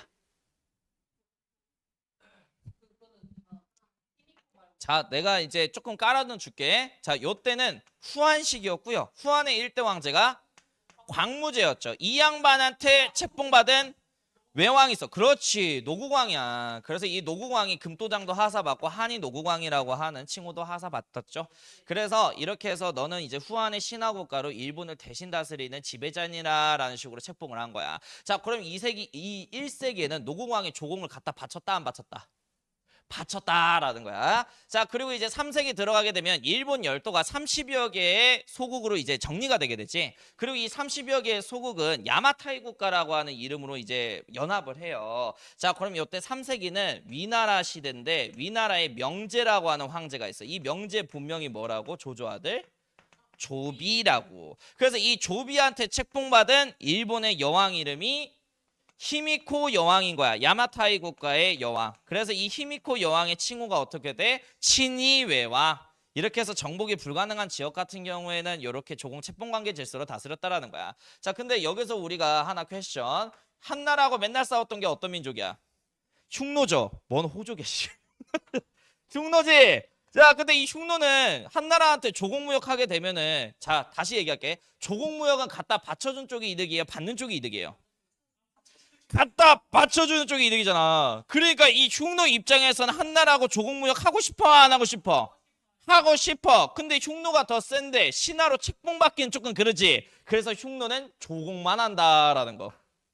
이거는 뭐야? 실리적 외교라고 하는 거야. 알겠지? 경제적 이익을 위해서 책봉은 받지는 않은데 조공만 한다라는 거. 근데 만약에 조공했는데 답례품이 시원치 않으면 흉노가 어떻게 하는 거야? 한나라를 쳐들어가는 거야. 자, 그 다음 이제 한나라 다음에 위진 남북조 시대로 넘어가게 될 건데, 5후 16국 시대 있죠?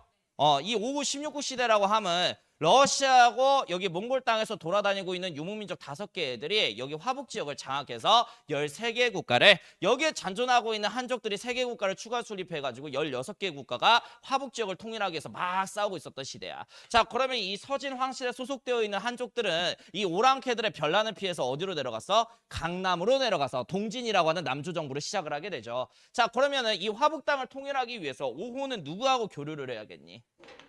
지들끼리. 오호는 오호하고 동맹 맺고 싸우고 그런 거야. 알겠지? 아니 뭐 싸우기도 하고 뭐 이제 화해도 하고 막 그럴 거 아니야, 지들끼리. 자, 그리고 이제 오호는 주변국하고 교류를 많이 해요. 그럼 여기서 이야기하는 주변국은 어떤 나라냐면 대표적으로 고구려예요. 고구려하고 이제 백제죠. 백제. 뭐 이런 나라들하고 이제 동맹 체제를 많이 형성을 한 거야. 자, 아무튼간에 이 5호 이렇게 됐고, 자, 그 다음에 이제 이 5호 16국 시대가 북조, 즉 북이라는 이름으로 하나로 통일이 되게 되지. 자, 근데 나중에 이 북이는 효문제 하나 정책을 동의하는 애들과 동의하지 않는 애들로 인해 가지고 2개 국가로 쪼개지게 돼. 동의하는 애들이 뭐가 되지? 아니, 처음부터 동의하는 애들. 하나 정책이 옳았다라고 하는 애들이 동위가 돼. 자, 근데 하나 정책이 틀렸다라고 하는 애들이 어떤 국가가 돼? 서위가 돼. 그리고 이 동위가 나중에 이름 뭐로 바꿔? 북제로 바꿔. 서위는 나중에 이름을 뭐로 바꿔? 북주로 바꿔. 이 둘이 막 싸우지. 그러니까 이 북주하고 북제 입장에서는 어떤 나라하고 동맹을 맺는 게 자기 화북쟁 탈전에 유리하냐면, 당시 동북아의 패권 국가인 고구려 아니면 돌거리였어요. 그래서 이 고구려하고 돌궐하고 동맹 맺기 위해서 북주하고 북제가 서로 경쟁을 했다라는 거는 외워놔야 돼. 알겠지? 그래서 이 돌궐에게 북주하고 북제 황제는 자기 딸을 가지세요 해서 동맹 맺기 위해서 화범공주를 보내기 위한 화범공주 파견 경쟁도 있었다라는 거 적어놔. 그러면은 생각을 해봐. 요 이제 북주 시대 때 북제하고 북주하고 화북 쟁탈전 벌이고 있을 때 돌궐은 북주 황제하고 북제 황제를 자기 위로 보고 있었을까 아래로 보고 있었을까? 아래로 보고 있었다라고 얘기해. 그래서 사료에서는 돌궐의 가안이 얘네들을 실제로 자식이라고 칭해요. 됐지? 자, 그 다음에 이제 남조 얘기할게. 남조는 유목민족인 선비와 그 다음에 토요콘이라고 하는 유목민족하고도 동맹을 체결을 했는데 주변국하고 동맹을 맺어요. 그럼 이 주변국은 또 뭐야? 우리나라, 고구려, 그 다음에 백제, 그 다음에 신라, 그 다음에 일본인 거야. 자, 근데 여기에다 일본에다가 별표. 남북조 시대로 나눠져 있을 때 일본은 남조 황제하고만 교류를 해. 북조하고 교류한 사례 없어요. 왜 그러죠? 내가 알려줬나? 어, 한족. 잘했어. 여기 북조 왕조는 오랑캐 왕조잖아. 근데 오랑캐한테 밀릴지언정 진짜 한족이 만든 여기 남조 왕조가 진짜 중국 정부라고 생각을 했기 때문에 남조하고 교류를 했고, 근데 이제 현실적으로 따졌을 때는 거리가 제일 가까운 게 남조죠. 여기 북쪽 올라가는 것보다 얘네들하고 교류하는 게 낫죠. 자, 아무튼간에 이렇게 남북조 시대 때 이제 주변 국가의 교류 관계 조금 정리를 할게. 일단 이제 고구려 같은 경우에는 5세기 들어서서 남조하고 북조하고 둘 다 조공 채뽕 관계를 체결해요. 북조하고 남조 황제하고 다 뭘 체결했다? 조공 채뽕 관계를 체결했다. 자, 그러면 여기서 니네들은 눈치를 까야 돼. 5세기면은 고구려의 무슨 시기? 전성기. 그럼 황제 누구야? 장수왕이야. 야, 생각해봐. 야, 그럼 이 장수왕이 힘 존나 셀 때잖아. 장수왕 집권기 때. 그럼 중국 애들보다 힘이 약해서 얘네들의 신화국가로 들어간 걸까? 아니야. 장수왕 때 무슨 정책을 하죠?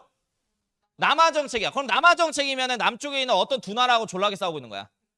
팩트랑 신라랑 싸우고 있네. 그러니까 남하 정책을 추진하기 위해서 중국 국가들하고 사이가 좋아야 될 거 아니야. 그래서 북조 황제하고 남조 황제하고 조공 채뽕 관계를 둘 다 체결을 했다라는 거야. 그러면은 이거는 장수왕이 실제로 힘 약해서 하지 않았으니 이거는 뭐라고 표현해야 되냐면 실리적 외교라고 얘기를 해야 되는 거야. 알겠지? 그래서 얘네들한테 신화국가로 이제 채뽕 받고 아빠, 임금님 이렇게 불러서 특산품만 갖다 바쳐줘도 답례품을 많이 받잖아. 경제적으로 이득이요. 남하 정책에 집중할 수 있으니 더없이 더 좋은 거죠. 자, 그 다음에 이제 백제로 갈게.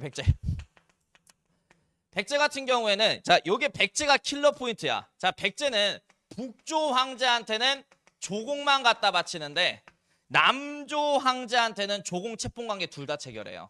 그럼 이유가 뭘까? 일본하고 비슷한데. 그렇지. 한족 애들이 만든 남조가 진짜 중국 정부니 걔네들한테는 신하로 임명을 받되 조공무역이 경제적으로 이득이 많으니 북조 황제한테 조공 갖다 바치는 거지. 그러니까 이것도 뭐야? 실리적 외교였다라는 거야. 실리적 외교. 그래서 이 남조하고만 주로 이제 채뽕관계 체결한 게 백제야. 자, 그다음에 이제 신라 갈게요. 신라는 아주 편해. 다 체결해. 모든 중국의 나라하고. 일단 이 신라는 내가 저번에 얘기했듯이 태백산맥과 노령산맥 바닷가에 이제 휘말려 있어가지고 여기가 지형적으로 히키코모리 지역이라 그랬지. 그러니까 얘네들은 중국 문화를 받아들일 수 있어 없어? 야, 중국 문화 받아들이는 거 두 번 치고 이제 중국하고 교류하기도 힘든 거야. 그런데 우연치 않게 그 신라 전성기 입금 황제가 누구죠? 6세기 후반에 진흥왕 있죠? 진흥왕 있었을 때 백제왕 누구죠? 관산성 전투에서 돌아가신 분? 성왕이죠? 그래서 여태 성왕하고 진흥왕이 한강 땅을 다시 고구려 애들한테 빼앗기 위해서 2차 나제 동맹을 체결하게 되잖아. 이렇게 해서 한강 땅에 처음으로 신라 군부대가 진출을 하게 된 거야. 자, 그래서 처음에는 좋았다고. 누구랑? 백제왕, 성왕이랑 진흥왕이랑. 그래서 여태 백제왕이 주선을 해준 거야. 야, 그 조공 채뽕 관계라고 알아? 저기 남조 황제한테 내가 그 남조 황제한테 조공 채뽕 관계 둘 다 체결했는데 채뽕 받고 조공 갖다 바쳐봐. 아유, 답례품 장난 아니야. 해가지고 이제 백제 주선에 따라서 남조하고 조공 채뽕 관계를 신라가 체결하게 된 거야. 그러니까 이제 진흥왕 입장에서는 남조 황제한테 신하국가로 임명받고 조공 갖다 바치니까 답례품 장난 아닌 거야. 야, 그래서 와, 이거 개꿀이네. 해서 처음에는 백제 주선에 따라서 남조 황제하고 길을 텄는데 나중에 조공무역이 이득이라는 걸 알게 되자 북쪽에 있는 오랑캐 왕조인 북조 황제하고도 조공 채봉 관계를 체결하게 된 거야. 그리고 이 남북조 시대는 589년에 어떤 왕조에 의해서 통일이 되게 되지? 수나라. 그럼 이 수나라하고도 무슨 관계 체결했겠냐? 그래, 조공 채봉 관계 체결한 거야, 7세기에. 그리고 수나라가 무리하게 4차례 고구려 침공에 실패해서 어떤 왕조로 변경이 돼? 당나라. 그럼 당나라하고도 또 무슨 관계 체결했겠어? 조공 채봉 관계 체결한 거야. 그래서 모든 중국의 남북조 시대 때부터 모든 중국 왕조들하고 다 조공 채봉 관계 체결한 게 신라예요. 됐어? 그 다음에 이제 일본 얘기할게. 일본은 계속 얘기했어. 어떤 왕조하고만 조공 채봉 관계 체결? 그렇지. 남조 황제하고만 조공 채봉 관계를 체결을 했다라는 거. 그래서 얘네들은 일본하고만 교류를 했다. 쉬워요? 쉽시다.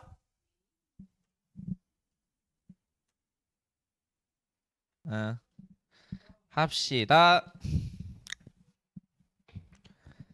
자, 수나라하고 이제 당나라 외교 관계 보자. 수나라 같은 경우에는 581년에 건국이 됐죠. 그 다음에 589년에 어떤 시대 통일했다? 남북조 시대 통일했다. 자, 근데 이 남북조 시대 통일하는 동안 이제 여러 나라하고 또 전쟁을 하고 있는 상황이다 보니까 수나라 황실 자체가 국력이 많이 떨어졌겠다. 근데 북방에 돌궐이라고 하는 유목민족이 있단 말이야. 그럼 이 돌궐하고 친하게 지내야 돼? 안 좋게 지내야 돼? 친하게 지내야 돼. 그래서 이 돌궐의 가한에게 화번공주를 수나라의 초창기에 보내기도 했다라는 거야. 수나라도 역시 돌궐의 가한에게 화번공주를 파견한 사례가 있었다. 그리고 수나라는 구품 중정제라고 하는 인사제도를 폐지하고 능력만으로 관료를 선출하는 무슨 시험제도 시행? 그렇지. 과거제를 시행한 왕조다라는 거. 자, 그 다음에 이제 수나라가 무리하게 고구려에게 조공 채봉 관계를 요구했고 고구려하고 전쟁에서 실패하게 되죠. 그래서 이 고구려하고 전쟁에서 실패하고 나서 국력 약화로 인해 가지고 수나라는 멸망하게 됐고 그 수나라 분열기를 통일한 게 어떤 나라? 당나라였다. 그리고 이 당나라는 한 명만 보면 돼. 당태종 이세민. 당태종 이세민은 동돌궐하고 서돌궐을 이간질로 분열을 시키고 나서 돌궐의 가한에게 어떤 칭호를 받아버렸다? 천가한이라고 하는 칭호를 받아버렸다라는 거. 그리고 당나라 역시 돌궐하고 이제 외교 관계를 조금 체결을 하게 되는데 일단 이 돌궐이 워낙에 센 민족이다 보니까 이 돌궐에게 화번공주를 당나라 왕조도 역시 마찬가지로 파견을 했다라는 거야. 알겠지? 근데 나중에 당태종의 공격에 의해서 돌궐 유목민족의 힘은 약화가 됐다. 서돌궐 동돌궐로 분열이 돼서. 자, 그리고 이 당나라보다 힘이 더 센 민족 두 민족이 떠 있어. 토번하고 위그른데 자, 이 토번의 왕 이름 아까 알려줬어. 누구다? 송첸 캄포다. 그래서 너네들은 동아시아에서 수능 문제 풀 때 송첸 캄포라고 하는 임금 이름이 나오면은 무조건 토번에 관련된 사료라고 보시면 될 것 같아. 토번하고 위그르 같은 경우에는 당나라 황실보다 힘이 세요. 그러면은 얘네한테도 무슨 공주를 보내야 돼? 화친을 위해서. 그래, 화번공주. 자, 생각해. 돌궐하고 토번하고 위그르 저 세 민족 있지. 그러면 얘네들은 당나라보다 힘이 세. 그럼 굳이 당나라한테 신하국가로 책봉받을 필요가 있을까? 근데 조공무역이 갖다 받쳐주는 쪽이 이득을 본다 그랬잖아. 그럼 얘네들은 당나라하고 무슨 관계만 체결해? 조공관계만 체결했지. 책봉은 받는다 안 받는다? 안 받는다라고 하는 거야. 자, 그러면 이 조공을 갖다 바쳤으면 답례품을 줘야겠지, 당나라 황제가. 그런데 시원치 않게 줘. 애가 좀 섭섭하게 줘. 그럼 어떻게 하는 거야? 바로 공격 때리는 거야. 그래서 나당 전쟁 당시에 어떤 민족이 공격을 한 거야? 당나라 황실을? 토번 민족이 공격을 한 거예요. 그래서 운 좋아서 신라가 당나라를 상대로 나당 전쟁에서 이겨서 삼국 통일을 달성할 수 있게 되었다. 자, 그리고 이제 당나라하고 이제 주변국 간의 거래 얘기를 할게. 일단은 이 당나라하고 발해 얘기를 할게. 당나라 같은 경우에는 좀 무역을 할 때도 있어서 폐쇄적으로 교류를 하는 습성을 갖고 있어. 그래서 이 당나라는 무조건 자기 나라하고 조공 채봉 관계를 체결해야 교류를 체결해 주는 거야. 그래서 일단 당나라하고 발해 얘기할 건데, 그럼 이 발해라고 하는 왕조는 당나라한테 채봉을 받았다 안 받았다? 받았다. 그래서 이 발해는 조공 채봉 관계를 당나라 황실하고 체결한 왕조가 되는 거예요. 알겠죠? 그거 아시나요? 발해 건국한 게 누구죠? 대조영이죠. 이 대조영이 처음에 698년 동모산을 수도로 나라를 건국하게 되는데 원래 이름이 뭐였지? 진나라였다고. 698년에. 근데 713년에 당나라 황제한테 이쪽 왕조의 왕으로서 책봉을 받게 되거든. 여태 당황제가 새롭게 지어준 이름이 발해인 거야. 그래서 이 발해는 당나라 황제가 지어준 거야, 책봉 당시에. 됐니? 근데 바레라고 당나라 사람들이 이제 지어줬는데 바레인들은 바레라고 자칭하지 않아. 알겠지? 진국인 고려인이라고 자칭을 하죠. 당나라하고 바레의 교류 접점 지역은 바로 여기 산둥반도 지역이야. 어떤 반도? 산둥반도. 그래서 이 산둥반도에 바레관이라고 하는 관청이 있어. 바레관. 그럼 이 바레관은 무슨 용도의 관청이냐면은 바레 사실이 당나라하고 교류하기 위해서 놀러 올 거 아니야. 그럼 바레 사신 놀러 왔는데 뭐 해줘야 돼? 당나라 사신들이 접대해줘야 되는 거야. 접대 장소야. 산둥반도에 있어. 알겠지? 자, 그리고 이 바레인들은 당나라의 능력 좋은 외국인 관료를 뽑는 빈곤가 시험에 응시했게요, 안 했게요? 빈곤가에 응시 졸라 많이 했어요. 그래서 바레 출신의 당나라 관료들이 많이 있었다라는 거. 자, 그리고 이제 당나라하고 신라의 외교 관계 얘기를 할게. 그럼 신라 역시 마찬가지로 당나라 황실하고 무슨 관계 체결했다? 그래, 아까 얘기했잖아. 조공 채권 관계 체결했다고. 그래서 당나라의 신하국가가 신라였고, 신라인들도 역시 마찬가지로 어떤 지역을 중심으로 무역을 하게 되냐면 산둥반도를 중심으로 무역을 하는 거야. 알겠지? 이 산둥반도에 있는 신라의 집성촌을 외워야 돼요. 그러니까 집성촌이라고 하는 거는 중국인들이 인천에서 조금 많이 모여 살잖아. 거기를 뭐라 그래? 그 지역을. 막 그 가리봉동 같은 데 있잖아. 인천에 무슨 타운? 그래, 차이나타운. 그런 데가 있는 거야. 그래서 신라인들이 여기에 모여 살아. 그곳을 뭐라 그러냐면은 신라촌이라고 부르는 거야. 또는 신라방이라고 불리는 집성촌 지역이 있는 거야. 여기는 신라인들이 주로 산둥반도에서 같이 모여 사는 곳이고, 그러면 이들을 관리하기 위해서 행정기구 하나 있어야지. 동사무소. 그 동사무소를 뭐라고 통칭하냐면 신라소라고 부르는 거야. 신라소. 그리고 신라인들의 종교가 이때 당시 뭘까? 불교야. 그럼 얘네들의 종교 활동을 하기 위해서 산둥반도에 절이 있어야겠네. 이거를 신라원이라고 부르고, 자, 여기다가 별표, 너무 중요한 절이에요. 법화원이라고 하는 절이 있어요. 그럼 내가 여기다 별표 칠하는 이유가 있겠지. 이게 수능 문제에 많이 나오기 때문이야. 자, 일단 이 법화원은 누가 만든 거냐면 장보고라고 하는 사람이 신라하대에 자기 사비를 동틀어서 산둥반도에 만든 게 법화원이라고 하는 사찰이에요. 그러면 이 산둥반도의 어디 지역에 위치해 있냐면 적산이라고 하는 지역이 있어. 이 적산 지역에 위치해 있는 게 법화원이라는 사찰이야. 장보고하고 관련성 있는 일본 승려 하나가 있거든. 이름이 엔닌이다.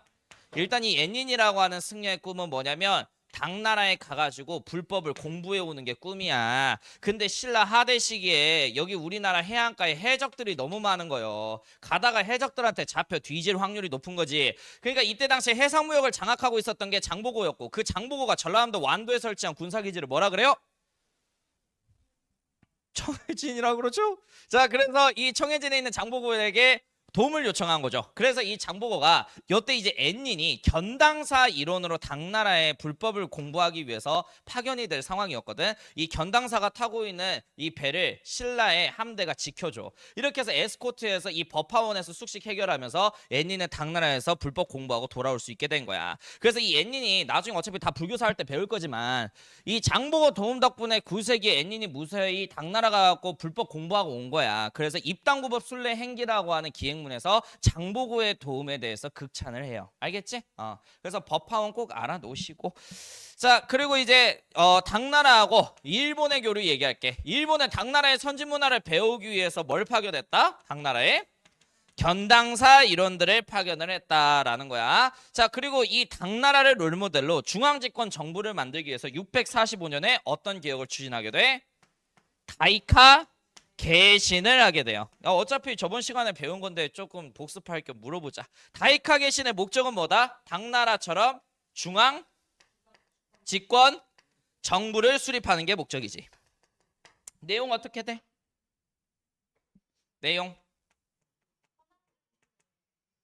그러니까 천황 중심의 중앙 집권 정부를 만들기 위해서 뭐를 해야 돼? 생각을 해. 니네가 천황이야. 중앙의 힘을 강화시키려면 지방 세력의 힘을 낮춰야겠지. 그럼 어떻게 하면 돼? 뭘 쳐 죽여?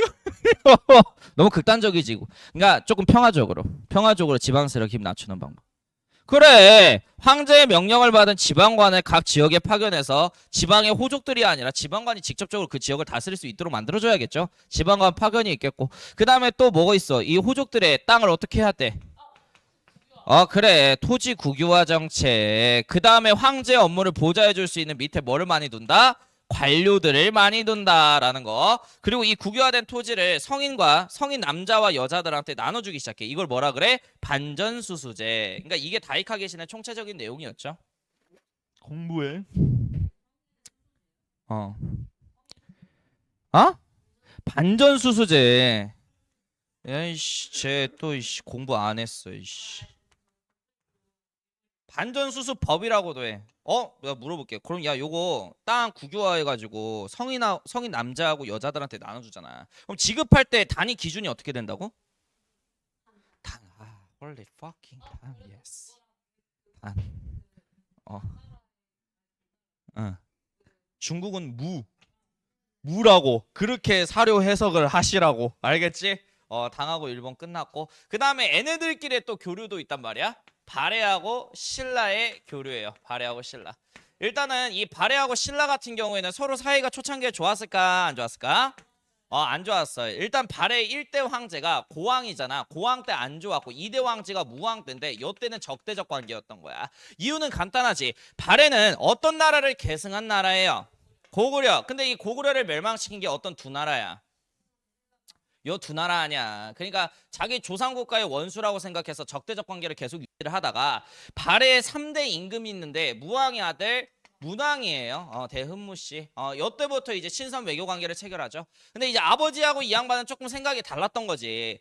당하고 신라가 선진 문화 갖고 있는데 얘네들하고 적대적으로 지내는 것보다 얘네들하고 친선 관계 체결해서 선진 문화를 받아들이는 것이 발해 운명에 더 좋겠다라는 생각에 얘네들의 선진 문화를 받아들이기 위해서 친선 외교 관계를 문왕 때부터 체결하게 되는데, 당나라를 사이에 두고 발해하고 신라 사람들은 외교 경쟁도 치열하게 했던 두 나라였고요. 그 다음에 이제 성적 경쟁도 많이 했던 그 두 나라였다, 이렇게 보시면 될 것 같아.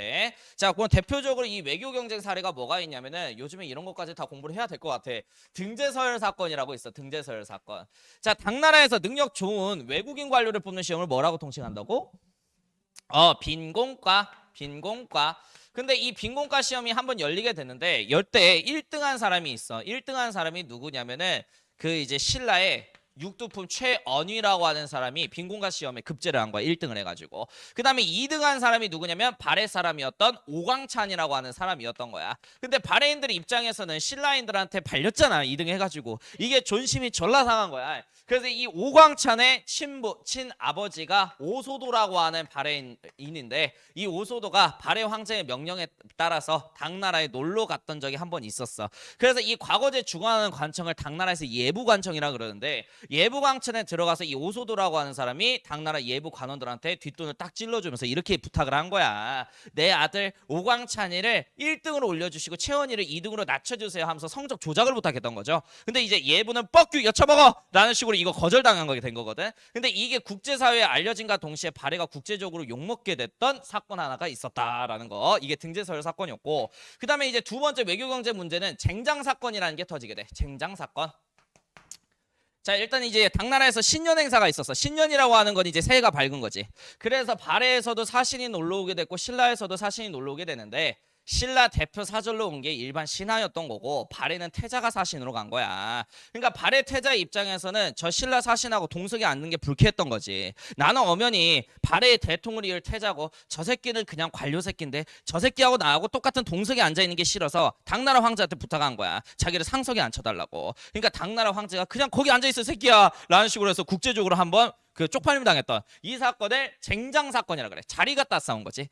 그래서 이 발해하고 신라는 어떻게 보면은 조금 풀린 듯 하였으나 계속 경쟁을 하고 있는 관계였다라는 거. 자, 그리고 이제 발해하고 일본이야. 자, 발해하고 일본이 국교를 체결하게 된 계기는 어떻게 되냐면, 발해가 초창기에 어떤 나라를 싫어해? 남방에 있는 신라를 싫어해. 그러니까 이 무왕 때 우리 조상의 원수 이러면서 맨날 공격을 퍼부었던 거야. 그러니까 이 신라를 남쪽에서 견제하기 위해서 발해 입장에서는 신라 남쪽에 있는 어떤 나라하고 손을 잡아야 돼? 일본하고 이렇게 해서 손을 잡게 된 거죠. 자, 그래서 발해하고 일본이 국교를 체결하게 된 계기는 어떻게 된다? 누구를 견제하기 위해서? 신라를 견제하고자 하는 목적이었다. 그리고 이 발해 국왕은 일본 외왕에게 실제로 여러 차례 국서라고 하는 것을 파견을 해. 국서는 뭐냐면 국가 문서를 국서라고 얘기를 하는 거야. 자, 그래서 뭐 대표적으로 무슨 국서가 있냐면은 이 무왕의 국서가 있고 문왕의 국서가 있는데, 자, 동아시아사 사료에서는 이 문왕의 국서 내용만 나와요. 그래서 문왕은 외왕에게 국가 이제 서신을 보낼 때 스스로를 뭐라고 자칭하냐면 고려 국왕이라고 자칭하는 구절이 있어. 그러니까 이 고려라고 하는 말은 무슨 말이냐면은 장수왕이 마지막 수도로 어디로 가?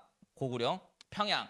평양으로 천도하고 나서 고구려의 나라 이름 역시 고려로 변경을 해 장수왕이. 그러니까 이거는 고구려를 뜻하는 거야. 그러니까 문왕은 스스로를 외왕에게 뭐라고 칭했다? 나는 고구려 왕임 이렇게 칭한 거야. 그럼 이 국서를 미루어 삼았을 때 발해는 어떤 나라를 계승한 나라라는 걸 알 수 있어? 그래, 고구려를 계승한 나라라는 걸 우리가 파악할 수가 있죠. 자, 아무튼 간에 발해하고 일본, 그 다음에 이제 일본도라고 하는 바다 해상 교역로가 있다라는 점. 자, 그 다음 신라하고 일본. 아, 너무 중요해. 별표. 자, 이 신라인들이 일본으로 많이 넘어가. 왜? 가까이 있기 때문에. 그래서 일본 남단에 규슈라고 하는 지역이 있잖아. 이 규슈에 나자이유라고 하는 지역이 있는데 여기에서 주로 신라인들하고 일본의 문화 교류 같은 것들이 많이 이루어지게 되는 거야. 실제로 능력 좋은 신라의 승려들이라든지 유학생들이 일본 규슈 나자이유 가가지고 선진 문화를 전파를 많이 해줬어요. 뭐 대표적으로 그 해골물 마신 분이 누구야? 그래. 이 원효 대사가 뭐 여러 개 그 자기의 그 책을 만들거든. 금강산매경론, 신문화쟁론 막 이런 거 있거든. 그래서 자기의 대표 저서들을 일본 사람들한테 전파를 해줬다라는 거. 자, 그 다음에 원효하고 같이 손잡고 당나라 원래 유학 가려고 그랬는데 이 원효가 갑자기 새벽에 해골물 처먹더니 혼자 가세요 해서 혼자 당나라 유학 갔다 온 사람이 의상이야. 그래서 이 의상이 당나라 가서 교종 종파 중에 하나인 화엄종을 갖고 오게 되는데 이 의상이 일본 건너가서 화엄종을 일본에 전파해주는 역할도 했었다라는 거. 유후. 자, 그리고 이제 동아시아 국제질서의 내면화 얘기할게요. 내면화. 그러니까 이 동아시아 국제질서의 내면화라고 하는 거는 뭐냐면 중국이 만든 이 조공채권 관계 질서 자체를 동아시아 국가들이 스스로의 것으로 자발적으로 다 만들어서 사용을 했다라는 거야. 자, 그래서 대표적으로 고구려부터 갑시다. 고구려의 광개토 태왕이 391년에 즉위했을 때 최초의 연호를 제정해. 그 연호가 뭐야? 영락. 마이크 무겁다. 무거워. 이거는 어차피 내가 잘라서 할 거니까 여기에서 그 뭐지? 정진과학학원 원장님, 최하진 원장님 여기 와서 이제 강의 영상 녹화를 했는데 마이크가 무거워. 이거를 2시간 동안 들고 있으면 졸라 무거워요. 공부한 사람 나와서 들어봐. 무거우니까 나는 이렇게 그래도 들고 있잖아. 근데 이제 무거우니까 이제 원장님이 이제 뱃살이 이렇게 있잖아. 그래갖고 이제 뱃살 위에 이렇게 얹어갖고 이렇게 마이크를 이렇게 사용하시더라고. 근데 나도 이렇게 해봤거든. 개 편해. 근데 조금 보이기가 그래. 그래서 그렇다고 씨발. 얘기하지 마.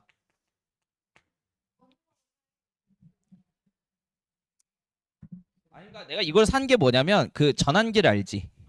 강사. 근데 여기에다가 막 이쁘게 뭘 달아놓는 거야. 뭐 이제 기리보이 뭐 이런 식으로 해가지고 이렇게 달아놓는 거야. 나도 좀 이쁘길래 이렇게 할까 해가지고. 근데 막 이제 이거 있잖아. 이거 귀 걸고 이렇게 하는 거더라고. 근데 그렇게 하면 너무 아재 같지 않냐? 강사가 그지? 그래서 나 그냥 이렇게 했어. 현우진은 어떻게 하지? 이렇게 거는 거 하나? 오케이. 야, 그 말 나온 김에 규성아, 현우진 그 유튜브 영상 봐. 카메라 워킹 어떻게 하는지 예습하고 와. 알겠지? 그러니까 처음이라. 근데 나도 제대로 못 잡을 거야. 근데 이제 그 저번에 그 찍은 영상 그때 확대는 왜 한 거냐? 계속 나 궁금한데. 새끼. 갑자기 뭐 애가 갑자기 확대해 내 얼굴을. 갑자기 내 얼굴 확대하는 거야. 그래? 자, 영락칭호 사용. 영락칭호. 아니 근데 이제 수학쌤은 막 이렇게 수업하면서 이렇게 볼 수라도 있잖아. 나는 하도 판서량이 맡아보니까 거의 볼 수가 없어요. 그래서 이제 이 화면도 어떻게 나오지 볼 수가 없어. 아무튼 영락칭호 사용했다. 그러니까 요게 연호죠. 연호가 뭐야? 연도 부르는 기준 아니야. 연도연에 부를 호자 해가지고. 근데 이 연호라고 하는 거는 황제국가, 자주 독립국가만 사용할 수 있는 거지. 근데 이거를 중국 황제가 먼저 사용했는데 고구려 황제도 사용했네. 그러니까 이거 역시 중국의 문화를 그대로 우리가 다습한 경우가 되겠죠. 그리고 광개토 뭐라고 불러? 그렇지. 태왕이라고 하는 중국식 지배자 명칭 사용. 그리고 장수왕이 광개토 대왕릉비라고 하는 걸 만들어요. 어차피 근데 동아시아사 안에 한국사 들어가 있잖아. 한국사 공부할 겸 해가지고. 자, 이 광개토 대왕릉비는 414년에 누가 만들었다고? 장수왕이 만든 거야. 아버지 업적 기념하기 위해서. 자, 거기에 신묘년 기사에 따르자면은 4세기 후반에 백제와 그 다음에 신라를 속국으로 인식했다라고 하는 기사가 있어요. 속국이 뭐야? 신하국가. 됐지? 자, 그리고 백제로 넘어갈게. 백제. 음. 음.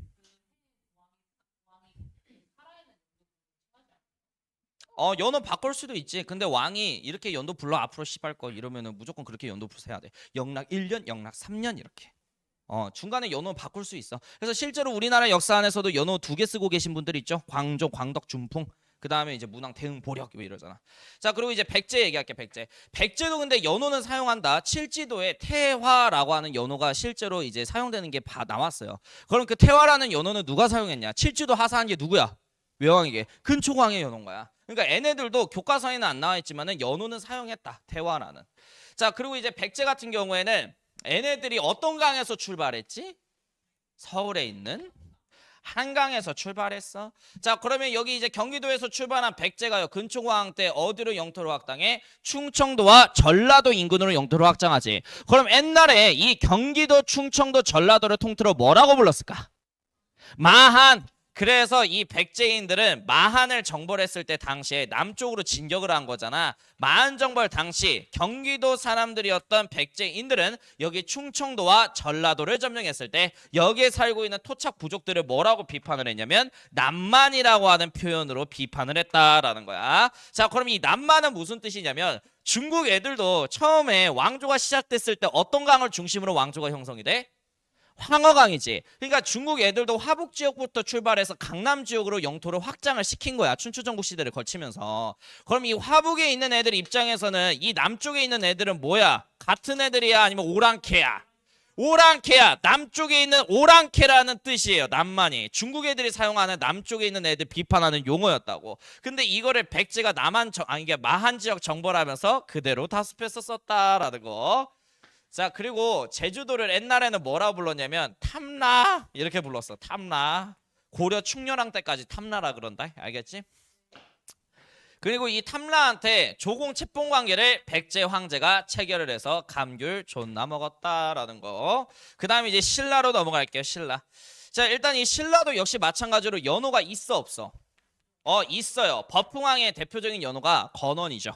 그래서 이 신라 사람들도 연호를 사용을 했다라는 거. 그리고 얘네들도 중국식 지배자 명칭인 뭘 사용해? 지증왕 때부터 왕이라고 하는 지배자 명칭을 사용했고, 지증왕 때 이사부 장군 파견해서 정벌한 나라가 어디야? 울릉도, 독도, 우산국. 그래서 이 우산국을 정벌하고 이들에게 이후에 조공을 받았다라고 하는 기사가 있습니다. 알겠죠? 자, 그리고 이 신라 사람들도 제주도, 즉 이 탐라 사람들하고 조공 채봉 관계를 체결했다. 자, 그럼 여기서 우리가 한번 퀘스천. 이 탐라 사람들은 왜 백제하고 신라 사람들한테 조공 갖다 바치면서 살았을까요? 그래. 가까이 있다 보니까 항상 침략의 대상자가 되잖아. 그러니까 이제 제주도 도민들 입장에서는 살기 위해서 이 두 나라하고 조공 채봉 관계를 체결해서 특산품을 거듭나 준 거죠. 자, 그 다음에 이제 일본 넘어갈게. 일본은 자기들 지배자 명칭을 뭐라 그래? 660년부터. 그래, 이 천황이라고 할 때 이 황자가 무슨 황자를 뜻하는 거야? 황제할 때 황자를 뜻하는 거야. 그러니까 얘네들도 역시 마찬가지로 중국식 지배자 명칭을 그대로 썼다라는 거. 자, 그리고 이 일본은 나중에 추후에 8세기 들어가게 되면은 가끔가다 일본 애들이 여기 섬나라라 얘네들이 지들 국뽕 문화에 가끔 돌아버릴 때가 있어요. 그래서 갑자기 일본 애들이 나댄 거야. 8세기에. 여기는 신라하고 발해는 우리의 신하국가 이지랄 떨다가 발해야 왕하고 신라 왕이 저 쪽발이 새끼들 뭐지 하면서 국교를 끊어버려. 그래서 8세기에 발해하고 신라를 자기들 속국으로 인식하려다가 어떻게 된다? 발해하고 신라하고 국교가 단절되게 되었다라는 거. 알겠지? 그래서 나중에 얘네들하고도 이제 국교가 단절되고 견당사 파견도 중단되고, 그래서 자국의 문화로만 발전하겠다는 무슨 문화가 유행하게 된 거야? 10세기에 국풍 문화가 유행하게 된 거야. 자, 그리고 이제 베트남 얘기할게요. 베트남은 물어볼게. 베트남은 어떤 왕조에 의해서 식민 지배를 당하기 시작해? 중국에. 한나라. 그렇지. 어떤 왕제야? 그럼 그 한무제가 멸망시킨 나라가 어떤 나라야? 남비에시아. 그래서 남비의 멸망 이후에 계속 1000년 동안 지배를 받다가 나중에 당나라가 무너졌을 때 당시에 응우구엔이라고 하는 사람을 중심으로 응우왕조라고 하는 독립왕조가 탄생을 해요. 몰라도 돼. 근데 이 베트남은 독립 이후에 동남아시아의 주변 나라들하고 조공 채뽕 관계를 통해서 베트남 중심의 국제 질서를 동남아에서 자기 자발적으로 스스로 만든 거예요. 내면화 끝. 지금 시간이 10시 10분. 더 나가자. 더 외워. 오케이. 자, 이제 뭐 할 거냐면 10세기에서 13세기 동아시아 정세 상황. 야, 벌써 여기 나간다. 금방금방 끝나겠다. 진도. 야로. 자, 얘기할게. 당나라가 907년에 주전충이라고 하는 절도사의 반란에 의해서 멸망한단 말이야. 그래서 이 당나라의 중앙 장안성 인근에서 5개 왕조가 차례대로 교체가 돼요. 그래서 당나라 이후의 분열기를 절도사들이 만든 5대 19 분열기라고 얘기한 거야. 자, 누가 이제 이런 나라들을 만들었다고? 절도사들이 만들었다고. 그럼 이 절도사가 무슨 직책인지 무조건 알아야 돼. 사료 해석할 때. 자, 절도사는 뭐냐면 당나라 후반 부분에 당나라의 지역의 군사권을 담당하는 군사 행정관들을 절도사라고 부르는 거야. 그럼 얘네들이 지방에 군사를 장악하고 있다 보니까 나중에 당나라 중앙의 황실의 힘이 약해질 때 얘네들의 힘은 어떻게 돼? 엄청 강해지게 되는 거야. 그래서 기존에 있었던 행정관의 행정권까지 뺏어서 행정하고 군사를 지방에서 다 차지하고 있는 어떻게 보면 지방의 실권자 세력으로 급부상하게 된 거죠. 그래서 당나라가 무너지기 일부 직전이게 되자 이 절도사들이 각 지역에서 반란을 일으켰고 주전충이라고 하는 이 절도사가 당나라 수도인 장안성을 함락을 시키게 돼. 결국 이 907년에 누구의 반란? 주전충의 난으로 인해서 당나라가 멸망하게 되고 5대 19 분열기가 시작되게 되었다. 자, 일단은 이 5대 왕조를 외우면 돼요. 알겠지? 자, 일단 중앙에서 교체된 이 5개의 왕조 순서가 이렇게 돼 있어. 이렇게 외우면 좋아. 량당, 진안주. 량당, 진안주. 그래서 이 순서야. 후량, 그 다음에 후당, 후진, 후안, 후주 순서라고 보시면 될 것 같아. 알겠지? 그래서 이 주전충이가 907년에 당나라 수도 장안성을 함락하고 나서 어떤 왕조의 황제 자리에 올랐다? 후량의 황제 자리에 오르게 된 거예요. 그 다음에 지방에 있는 절도사 10시 자기들만의 나라를 지방에서 만들었으니 그 숫자가 10개. 그래서 5대 19 분열기라고 얘기를 하는 거야. 요 순서를 외워라. 알겠지? 자, 그리고 여기에 요하강이 있는데 요하강 상류 지역에 이 민족들이 있는데 요 민족들이 거란 민족이야. 알겠지? 자, 우리나라를 기점으로 여기 북서쪽에 있으면 무조건 거란족이야. 알겠니? 자, 그리고 이쪽에 여기가 백두산이 있으면 백두산 동북쪽에 어떤 민족들이 뛰어다니는데요. 얘네들을 여진이라고 부르는 거야. 그래서 우리나라를 기점으로 동북방에 있으면 여진족인 거야. 알겠지? 자, 그리고 여기에 탕구투족이 있었는데 이 탕구투족이 나라 하나를 만들어요. 원래 이름이 하나란데요. 중국 입장에서는 서쪽에 있어서 중국 사람들 서하라고 불렀어. 자, 그리고 여기 이제 베트남 같은 경우에는 여기 중국하고 베트남 사이에 대리라고 하는 나라가 있고 베트남은 추후에 리왕조 이후에 국호를 대월로 정해서 대월국이라고 하는 베트남 왕조가 등장하게 된 거야. 이렇게 해서 10세기에서 13세기 무렵에는 이런 이제 여러 나라들이 등장을 했다라는 거. 요 나라부터 갈게. 여기 거란 애들부터. 이 거란이 원래 여기 요하강 상류 땅에서 농경하고 목축업하고 다니고 있었던 유목민족이야. 근데 이 거란이 여러 부락으로 쪼개져 있었는데 이 부락을 다 통합한 영웅 하나가 등장을 하게 돼. 그 영웅 이름이 바로 야유라복이에요. 자, 이렇게 해서 야유라복이가 나중에 추후에 거란족을 대통합해서 대거란 제국을 만들게 됐고 나중에 국호를 947년에 요나라로 변경을 하게 돼. 그래서 이 요제국의 역사가 시작되게 됐다. 일단은 이 얘기할게. 자, 일단 916년에 어떤 애가 거란 부족을 다 하나로 통일했다? 야율 아보기. 자, 너네들은 여기에다가 별표 쳐야 돼. 어디요? 야율에다가 별표 쳐야 돼. 만약에 이제 사료 해석할 때 야율 무시기가 나와. 그럼 무조건 거란족인 거야. 알겠지? 그래서 아무튼 1대 왕제 야율 아보기가 거란을 대통합했다. 자, 근데 이 거란족을 통합해서 대거란 제국을 만들었는데 문제는 당시에 여기 만주 땅에 패권을 장악하고 있었던 나라가 대종이 세운 발해라고 하는 나라예요. 자, 그러면 이 만리장성 이남 지역으로 돌파하기 전에 앞서서 거란족은 대제국으로 성장하기 위해서 만주 땅에 패권을 갖고 있는 어떤 왕조부터 무너뜨려야 돼? 발해부터 멸망시켜야 되는 거야. 그래서 야유라복의 군부대는 926년에 발해의 수도성이 어디냐면은 상경 용천부였다. 그래서 이 상경성을 공격을 하게 되었고 발해는 이 거란족의 침략에 따라서 멸망하게 되었다라는 건데, 자, 저거 이건 한국사 대용이거든. 당시에 발해의 마지막 황제 이름이 애왕이에요. 알겠지? 애왕. 자, 그러면은 이 애왕의 발해 국가를 멸망시킨 게 누구야? 야율 아보기야. 야율 아보기. 그래서 요 이름 나오면은 아 이거 발해 멸망사료구나 눈치 까야 돼. 그리고 발해 수도가 어디였다? 상경이었다라는 거.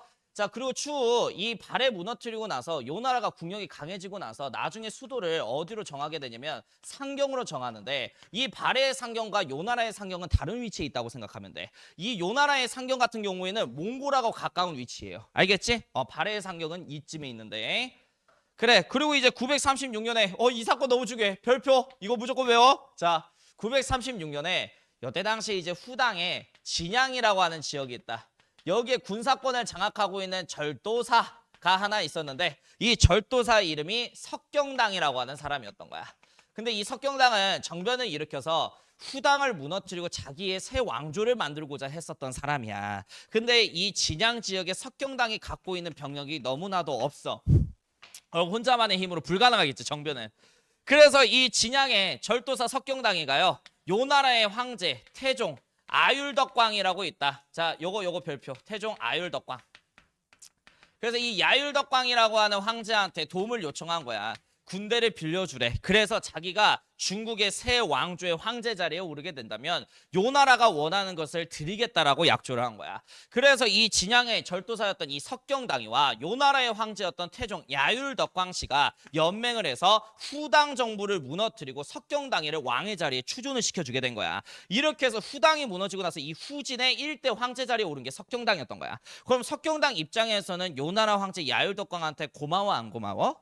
쌉 고맙지. 그래서 나 황제 자리에 앉혀놔줘서 고마워 해갖고 연주와 운주 지역을 포함한 16개의 화북당을 다 공짜로 선물로 준 거예요. 자, 근데 이 연주는 어디냐면은 전국 시대에 이 연이라고 하는 나라가 옛날에 베이징, 지금 현재 베이징 위치에 있었는데, 자, 여기 화북당 자리 대부분 이 16개 땅을 요 나라의 국토로 다 할양을 해준 거야, 석경당이가. 근데 여기가 베이징이 껴있다 그랬잖아. 워낙에 노다지 땅인지라 나중에 이 5대 19 분열기를 통일한 게 송나라였거든. 이 송나라하고 계속 요 나라가 싸워요. 연운 16주 땅을 놓고. 근데 이제 송나라 입장에서는 계속 싸웠는데 안 될 것 같은 거야. 요 나라의 힘이 너무 강해. 그래서 전현 지역에서 약속을 체결하게 되니 그게 1004년에 체결된 전현의 맹약이었다. 근데 이제 송나라 입장에서는 이 송나라가 조금 이제 가오가 있는 나라예요. 동아시아에서 유일하게 황제 국가로 군림하는 애들은 자기밖에 없어야 돼. 그러니까 이제 요 나라가 근데 국력이 더 세잖아. 그래서 송나라는 요 나라한테 뭐라 그러냐면, 나 형으로 이렇게 불러주면은 너네가 이제 동생 하는 거지. 나 형으로 불러주면은 매년 평화유지비 개념으로서 돈 갖다 바쳐줄게. 이거를 세패라 그래. 평화유지비를. 그래서 이제 요 나라 황제 입장에서는 송나라 황제한테 뭐라고 불러주면 돼? 형! 이렇게만 불러주면은 돈을 주겠대요. 그래서 요 나라 황제 입장에서는 이게 실리적이라고 생각을 한 거야. 이렇게 해서 형제관계를 체결한 게 전현의 맹약이었다라는 거. 그리고 이제 요 나라는 잘 나가다가 1125년에 여진족이 추후에 세운 금이라고 하는 제국의 공격에 의해서 요 나라는 역사 속으로 사라지게 되었다. 자, 그럼 이 요 나라의 수도를 알아야겠지. 요 나라 수도 어디라고? 상경 용왕부라고요. 알겠지? 그럼 요때 이제 상경이 함락되었다라는 사료가 나오겠네. 자, 그리고 이 거란족의 통치체제 얘기할게. 통치체제. 자, 나 요거 아마 서술형으로 낼 것 같아요. 자, 요 나라의 통치체제가 어떤 통치체제냐면 이원적 통치체제야. 그럼 여기서 이야기하는 이원적 통치체제는 뭐냐? 자, 민족을 다르게 통치를 한다라는 거야. 자, 유목민족들 있지? 유목민족들. 그 다음에 이제 중국인들을 뭐라고 불러? 그렇지, 한족. 자, 유목민족을 다스리는 관리를 따로 두는데 이 관리를 뭐라 통칭하냐면 북명관이라고 부르는 거야. 북명관. 알겠지? 그리고 이 한족들이 살고 있는 지역이 있을 거 아니야. 한족들이 살고 있는 지역을 다스리는 관리를 남명관이라고 부르는 거야. 자, 그리고 이 북명관과 남명관의 권한도 외워야 돼. 일단 이 북명관은 행정권과 그 다음에 유목민족이 살고 있는 지역에 안에서 군사를 움직일 수 있는 군사통수권 갖고 있어요. 근데 한족 구역을 다스리는 남명관한테는 군사권 안 주고 행정권만 줬다는 게 포인트. 그러면 왜 남명관한테 군사권 안 줘? 애한테 군사권 주게 되면 한족 애들하고 뭐 할 수가 있어? 연합해서 반란을 일으킬 가능성이 크지. 그래서 북명관한테만 준 거예요. 알겠지? 그럼 여기 한족들이 살고 있는 지역에 관련해서 군사권은 누가 갖고 있어요? 북명관이 갖고 있는 거야. 알겠지? 그래서 이 북명관은 바빠요. 유목민족이 살고 있는 구역에 행정도 해야 되고 군사도 해야 되고 한족의 군사권도 관할해야 되니까. 이해됐지? 그래서 이 제도를 뭐라고 그러냐면 야 이거 틀리지 마라. 남면 북명관제 이렇게 부르는 거야. 그러면은 얘네들은 왜 이원적 통치를 이렇게 했냐? 간단해. 한족화되는 것을 방비하기 위해서. 한족화된다라는 것은 왜? 북명관 남명관제라고 해도 되죠. 거꾸로. 한족화되는 것을 방비하기 위해서야. 왜 그러냐면 이전에 여기 중국 화북 땅을 통일한 왕조가 있잖아. 선비족이 세운 어떤 나라? 북이. 근데 이 선비족이 멸망하게 된 이유가 여기 중국 땅 들어와서 얘네들을 이제 뭐 견제할 수 있는 나라들이 없다 보니까 얘네들이 무술훈련 열심히 하면 소홀히 해. 소홀해. 근데 그토록 잘 싸웠던 유목민족의 성질을 전부 다 잃어버려서 한족화, 중국이나 됐기 때문에 나라가 멸망했다고 생각하는 거야. 근데 이 요나라 입장에서도 연후 16조 획득해서 이 화북 지역에서 한족들하고 같이 어울려 살지. 그러니까 얘네들하고 어울려 살다 보면은 유목민족의 성질이 어떻게 되겠어? 없어질 수 있겠지. 그럼 요나라도 북이처럼 멸망하는 거야. 그래서 자기 민족의 성질을 유지하기 위해서 이렇게 따로 거처를 시키고 따로 관리를 하는 거죠. 그러면은 얘네들은 유목민족이에요. 한족들이 좋아하는 유교를 좋아하겠어요? 아니면 자기들하고 비슷하게 바깥 세계에서 온 불교를 좋아하겠어요? 뭔 도가 불교를 좋아해. 그래서 얘네들은 불교를 숭상한다라는 특징을 갖고 있다라는 거.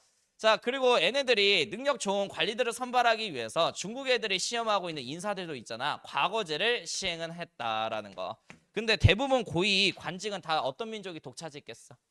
거란조. 그럼 이 과거제 같은 경우에는 왜 시행했냐? 하급 관리들을 선출하기 위해서 행정문서 일이라든지 아니면 책을 저술한다라든지 이런 거는 유목민족이 한족들의 기술을 따라갈 수가 없어요. 그래서 기술관직을 뽑기 위해서 그러니까 기술이 이제 그 쓰는 거 그러니까 이제 책 만드는 거나 행정문서 일 이런 거 외교문서 일 하기 위해서 과거제를 시행을 했다. 그럼 비중은 요 나라 안에서 과거제 비중은 높다 낮다? 낮다라고 정리를 해야 되는 거야. 자, 그리고 한족 애들이 갖고 있는 글자가 한자죠. 이 한자의 영향을 받아서 거란족이 만든 자체적인 글자가 거란 소자와 대자예요. 여기까지 시험.